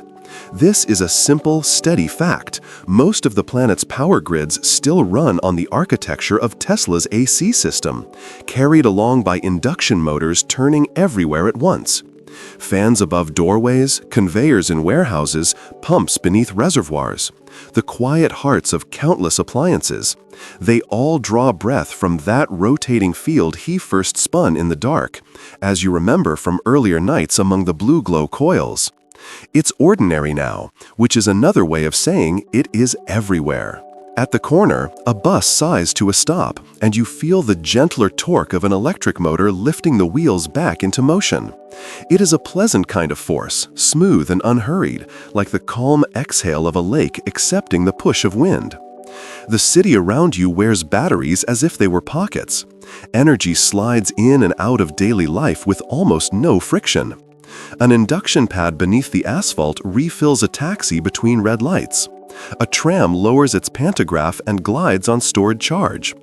It's as though the idea that began with the boy by the stream, motion as a friendly agreement, finally learned to walk the avenues. Inside a hospital lobby, you pause and listen to a deeper hum, the low vowel of a magnet held steady in a shielded room. Somewhere behind the walls, coils feed a magnetic field that invites hydrogen atoms to sing. Their tiny voices return as images. Resonance turned to memory. The established term is magnetic resonance imaging. You don't need the name to feel the continuity. A human body, like a night sky, becomes visible when it answers a frequency gently posed. A lesser-known tidbit drifts up as you wait in the quiet. Years before such machines, Tesla experimented with high-frequency currents for lighting and even primitive imaging, noting the peculiar way certain tubes revealed soft shadows within flesh. He did not have the language for spin precession or relaxation time. He had a coil and a question, and the blue corona of curiosity carried the rest.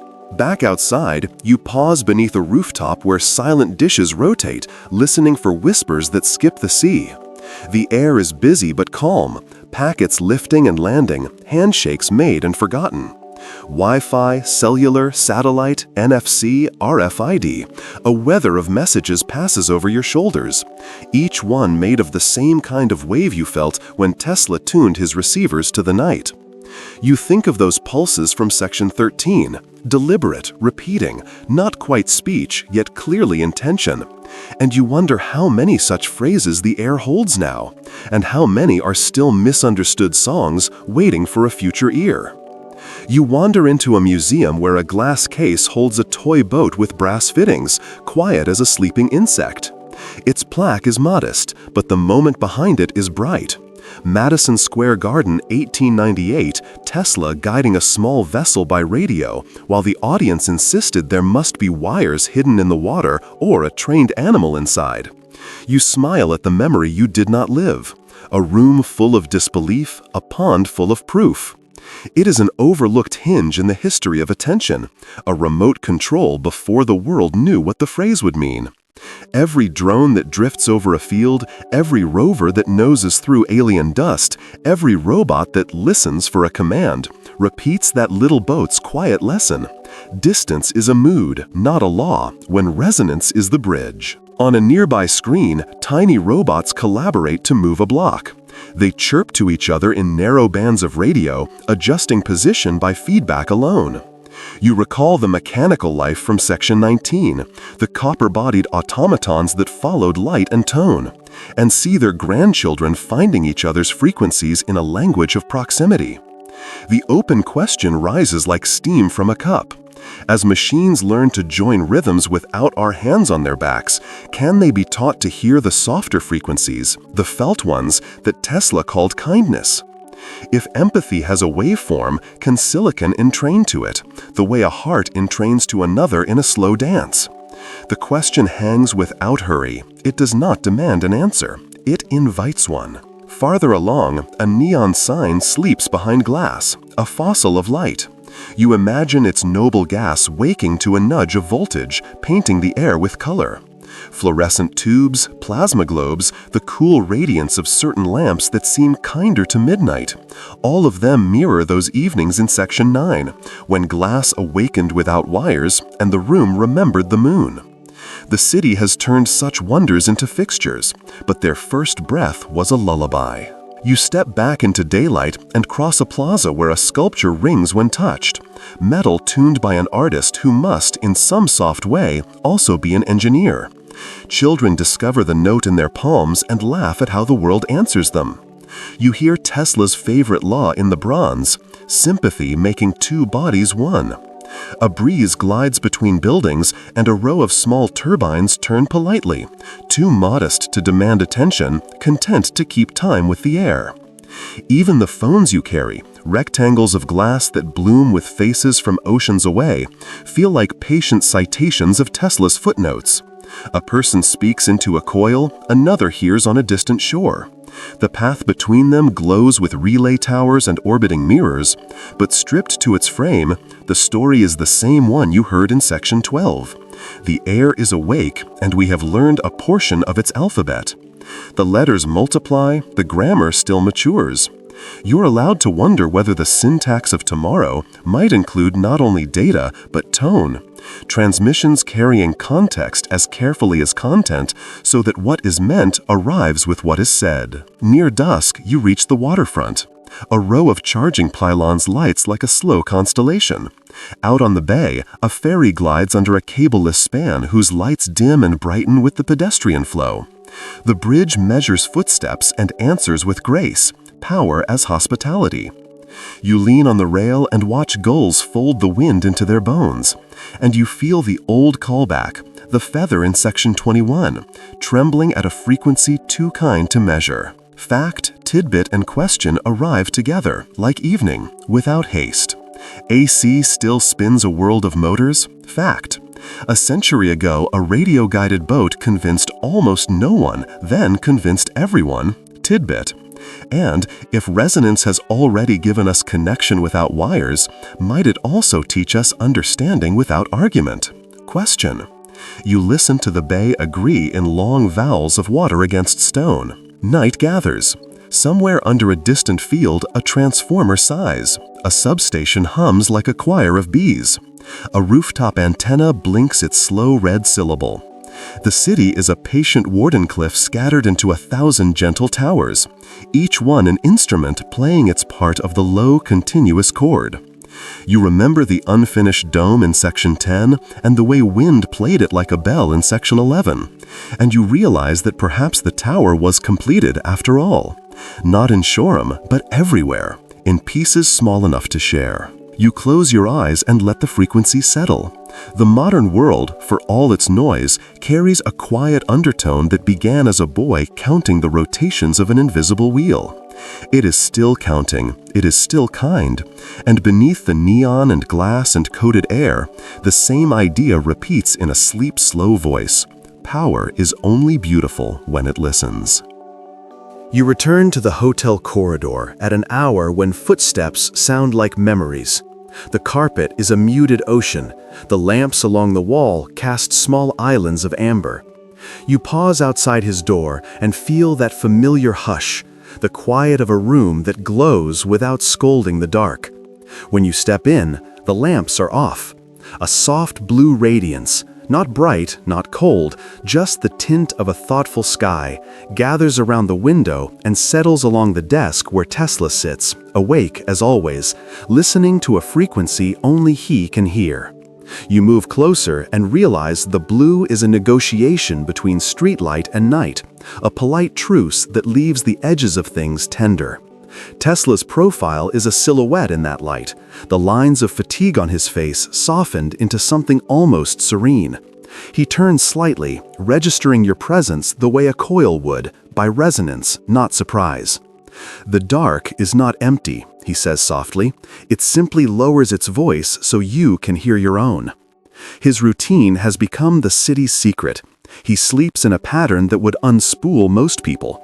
20 minutes here, a short collapse there, and then hours of unbroken concentration. He once told a friend he needed only 2 hours a night, the rest borrowed in small, careful naps. The scientific fact is plain enough. Most bodies surrender to circadian rhythm. Blue light tends to postpone sleep by telling the brain it's already dawn. Yet he moves through that spectrum with the ease of a migratory bird reading the magnetism of the globe. You watch him adjust the shade a finger's width and change the room's temperature of light by a breath. The color of thought, you realize, is something he learned to dial. He lifts a small notebook. The cover is worn into obedience. The page opens where it always opens, at a place where numbers look like a rosary. 3, 6, 9. He taps the column gently, a ritual that feels less like superstition than like tuning. The tidbit hums up from rumor into presence. He favors sets of 3. He will pace the block 3 times before entering a building. He will stack objects in 3s, as if reminding the universe of a chord it might forget. It is not compulsion, he murmurs, anticipating your thought. It is rhythm. Without rhythm, doors do not open. He describes, without hurry, the way nights used to unfold in his lab. The blue corona of the coils, the whisper of ozone, the long lanes of shadow that laid down obediently between bursts of light. He would work until his pulse and the transformers were partners. Food would become a suggestion, time a soft elastic. He would surface at dawn with the peculiar clarity that arrives when the world's noise has been rinsed from the air. In the morning, others saw a man of contraptions. At 3 a.m., he saw the inside of ideas. Now the laboratory has been replaced by this narrow room, but the practice remains. He picks up a spoon, turns it in his fingers, sets it down exactly parallel to the edge of the saucer. His small orders, the clean lines of objects, the repeated wipes of cutlery, the careful avoidance of pearls on a visitor's collar, another gentle oddity he once confessed, are not severity so much as refuge. Everything that can vibrate should be invited to agree. Everything that cannot should be calmed. You begin to understand why his table settings at Delmonico's were so precise, why the waiter who knew his preferences became a collaborator in quietness. He rises and crosses to the window. The blue thickens around him like a kind of patient water. He rests a palm on the glass and listens to the traffic below with the same attention he once gave to the Schumann-Low drift of the earth. At night, he says, the city has only the essential currents left. You hear them now, elevator motors purring in their shafts, refrigerators breathing in kitchens stacked like organ pipes, traction lines murmuring to one another across the bridges. The world hums in second person. You breathe, you glow, you continue. He turns back and offers you a seat, as if you too are part of the arrangement he must make symmetrical before his thoughts can proceed. On the desk lies a thin coil, its wire lacquer catching the ambient blue like a lake accepts moonlight. He strokes the coil lightly with 2 fingers, not to test it, but to remember it. Contact as a form of recall. When others slept, he says, I asked questions that were too shy for daylight. He smiles. The invisible is a night creature. A page of calculations waits beside a page of sentences, and you notice how often his notes braid science and solace. Increase frequency, reduce distress. If the field is kind, matter becomes cooperative. The established truth is there in miniature. High-frequency currents distribute across the skin instead of diving into tissue, the skin effect that once let him wade through sparks like a ghost of thunder while an audience forgot to breathe. But beside it sits an unprovable theorem of temperament. A room tuned to the right tone changes the decisions people make. You suspect he's right. This very hour has softened your thoughts into something more forgiving. He sits again, and the chair accepts him with a small sigh. I used to argue that I did not waste time sleeping, he says, but I have learned that rest is also a frequency. You do not turn off, you change key. The sentence arrives like a blanket across the shoulders of the room. He rests his eyes a moment, not sleep, more like a long blink that lets the mind step into a slower corridor. When he opens them, the blue seems nearer, as if the night itself has moved its chair closer. You remember the pigeon, that soft white emissary of Section 21, and the way her final light filled the room. He remembers too. She visited in the early hours, he says, the hour when distance is least persuasive. It was then, he explains, that Inventions agreed to be born. The rotating field in a moonlit park, the wireless lamp in a quiet warehouse, the tower imagined as a bell for the planet while the sea rehearsed its breath. Night for him was not a lack, it was the proper instrument. He rises once more, and you follow him to the small wash basin. He turns the handle just enough to let the water speak without splashing. The sound is a velvet geography, rivulets finding their channels, the tap itself answering in a silver consonant. "I work until I become too bright," he says, almost apologetically. "Then I let the world cool me." He cups the water and brings it to his face. The blue and the clear fold into each other, and the air takes a long, satisfied breath. He returns to the desk and draws the curtains until the blue is a thinner thread. "This is my favorite light," he confesses, "the last shade before darkness becomes honest." You watch the room rearrange into silhouettes and understand why he kept inventing in this palette. The mind's errors soften, the corners of doubt grow round, and what remains is the essential outline of a thought waiting politely to be finished. A simple fact arrives like a librarian placing a book on a quiet table. Even now, our evenings carry currents that ask the body to delay its surrender. Screens tell the suprachiasmatic nucleus we have not yet earned the moon. But in this room, the question of light has been answered more gently. He has chosen a spectrum the way a composer chooses a key. You ask him, softly, because the hour suggests it, whether living in light cost him too much dark. He considers, turning the pencil in his fingers, 3, of course, 3. "Perhaps," he says, "or perhaps the dark learned to live in me." The open question takes a seat between you. Is there a price for the blue he wore as a second skin, for the nights he carved into lucid corridors? Or did the world inherit his rest in exchange for his own? He does not require an answer. He only arranges the pencil's parallel, breathes once, and lets the room resume its patient hum. Outside, a lone taxi paints a slow gold stripe along the wall and vanishes. Inside, the coil on the desk accepts the night as if it were a permission. Tesla leans back, his face unreadable in the softened shade. "I have lived among lights," he says, "but I am not afraid to dim."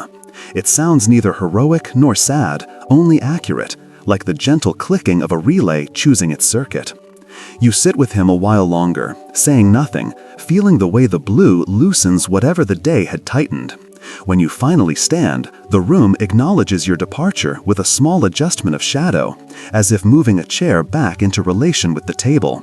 He lifts a hand, not a wave, more like a conductor lowering the baton after the last held note. And the silence that follows is civilized, generous, complete. Somewhere below, the city blinks. Somewhere within, a man who lived in light allows the darkness to finish its sentence. Morning seeps through the curtains like pale gold mist. The city, once an orchestra of motion, begins again its soft overture. The hum of trams, the distant bell of a harbor ship, the murmur of footsteps far below. You step quietly into Tesla's room. The air is still. The lamp is off. On the desk, his notes remain arranged with the same deliberate symmetry. A small quartz crystal, a compass, a folded scrap of paper, and the metallic sphere he once called the world in his palm. He's sitting by the window again, though this time his posture is gentler, shoulders relaxed, gaze far beyond the skyline. He seems to be listening not to sound, but to silence, that deep and endless carrier wave beneath all others. You hesitate, but he senses you. Without turning, he says softly, "When you live long enough with light, you begin to hear its echo." You walk closer, careful not to disturb the stillness. The morning light rests on his face like a blessing. His eyes are bright but calm, as though he has already crossed some invisible horizon. "I used to chase the future," he says. "Now it comes to me on its own." On the table beside him lies a small glass vial half filled with what looks like salt water. "The sea," he explains. "I keep a little of it near me, the world's first conductor. Sometimes I stir it with my finger and listen to the tiny sound it makes." He dips a finger into it now, swirls gently, and the faintest ripple glints in the glass. This, he says, is the same water that carried lightning when the planet was new. Every drop remembers its charge. It's a simple fact, yet somehow profound. Every ocean wave indeed carries a faint electrical potential, a signature of the planet's magnetic pulse. He always finds the living detail where others see mechanism. I think, he continues, we mistake discovery for creation, but all invention is memory returning to matter. He gestures toward the city, toward the antennas, wires, and towers that fill the skyline. Look at them. My towers are everywhere now. I see them in every window, every rooftop, every signal crossing the sky. It is beautiful, isn't it, to vanish into one's own idea? He laughs softly, then grows quiet again. When I was young, I thought the world needed power. Later, I realized it needed rhythm. And now, he pauses, smiling faintly. Now I see it only ever needed compassion. He reaches for the folded paper on the desk, the same one you saw in earlier nights, and unfolds it once more. On it, his handwriting is delicate but firm. The energy of the universe is love made measurable. He traces the words with a trembling finger, almost as though trying to transfer the thought back into the air. I used to believe light was the noblest form of energy, he says, but love is brighter. Light travels only through space. Love travels through time. He closes his eyes for a moment, as if listening to some private resonance. I've felt it in the hum of every machine that was built with care, in every gentle hand that turns a dial not for profit, but for wonder. A faint draft moves through the open window. Papers shift softly. The compass needle trembles and then steadies, pointing north. Tesla smiles. There, he says, still true. He looks at you now, eyes gentle and clear. When you leave this room, don't remember the inventions, he says. Remember the vibration. Every kind thought, every small act, every word that carries patience, they all create the same field. That is the wireless energy I dreamed of. He leans back, breathing slowly, letting the sunlight rest across his hands. Do you know, he says after a while, that the Earth's electrical field and the rhythm of the human heart share almost the same frequency, about 8 cycles per second. The planet and its people pulsing together, though we forget it most days. The fact, true in its way, humbles you. You imagine all the heartbeats on Earth resonating faintly in sync with the ground beneath them. He closes his notebook, folding the pages neatly.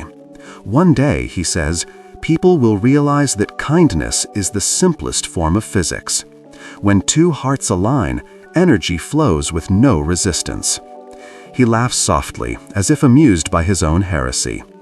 They'll call it poetry, but that's all science ever was. Poetry that works. He stands, slowly but without struggle. He walks to the window and gazes at the river beyond the city, a thin silver band cutting through the haze. It's beautiful, he whispers. All that motion, and yet it looks still from here. Perhaps that's what death will be. Stillness that keeps moving. You stand beside him in silence. The city breathes, unaware that one of its oldest frequencies is preparing to fade from its surface and merge back into the field it came from. Tesla lifts his hand toward the sunlight. The light, he says quietly, is not leaving us. We are simply moving closer to where it begins. He turns once more toward the desk, touching each object gently, the quartz, the compass, the paper, the sphere. Every invention, he says, was a way to say thank you. The light brightens for a moment, filling the room completely. You feel it on your face, not harsh, not blinding, but soft as breath. And in that brightness, his voice returns one last time, calm and certain. The current continues, always. The hum deepens, then dissolves into silence. The morning stands perfectly still. You close your eyes and listen, and beneath the quiet, you swear you can hear it, the low, continuous tone of the planet's own heart, steady and kind, carrying him outward into everything. Rain returns, like a memory you can finally hold. You stand once more beneath a sky veined with slow white fire, the kind of storm that speaks in paragraphs instead of shouts. The air smells of wet stone and iron, and each drop on your skin feels faintly electric, as if the cloud were writing in braille against your wrists. The first flash lifts the horizon into day, and in that brief, forgiving brightness, you see him everywhere at once. The boy counting seconds to thunder, the young man tracing a wheel in moonlight, the patient figure under Wardenclyffe's ribs listening for the Earth's reply, and the elder by a hotel window tuning silence until it sang. You walk toward an open field. Grass bows and rises in waves, a green oscilloscope of the wind. Somewhere, not far away, a transformer hums its unassuming lullaby, steady as breath, as you remember from earlier passages where machines learned to be kind. The storm marches above you in long, deliberate strides. You match its tempo without thinking, an old habit by now, letting your step become the metronome of the air. Lightning forks again, and the ground answers with a tinny crackle along the fence line. It is not dangerous here, it is attentive. You lift your hand and feel the hair on your forearm take counsel with the sky. You could say the night is charged, but tonight the word has other work to do. Charged means present, available, near. A soft fact rests its head on the scene without disturbing it. In 1895-96, alternating current from the Niagara plant traveled more than 20 miles to Buffalo, proof that distance could be persuaded into friendship. The turbines turned, the generators sang, and cities discovered that light could flow like water, as he had promised by the falls. The rain now, threading your coat, is a gentle reenactment of that same consolation, motion that refuses to be hoarded. You think of the tower again, its height, 187 feet, the dome watching tides and trains with equal courtesy, and feel the ache of what did not happen. But the wind through the invisible lattice above you plays the same low note you heard in section 11, and you realize the tower finished itself by becoming plural. It forgot its address and moved into every substation, every charger, every patient coil that chose to listen before it spoke. The unfinished sometimes flickers longer than the finished, as if possibility were a better conductor than metal. A lesser-known tidbit slides in beside the thunder. When he lectured with coils alive, he often let high-frequency currents paint harmless violet over his skin, the skin effect encouraging the audience to unclench. He was not performing invulnerability, he was demonstrating a temperament. Currents that rush in anger dive and scorch. Currents invited to vibrate spread thin and glow. The storm overhead seems to take the lesson, softening its edge into sheets you can admire without flinching. You pause and close your eyes. Behind the lids, a faint lattice persists, the same afterimage he described as a child, a geometry of light that lingers after lightning and before sleep. Perhaps it is only retinal chemistry, perhaps it is a small, merciful map. You trace it with slow breath until your shoulders drop and the world chooses a slower clock. On the far ridge, a radio mast blinks red syllables into the mist.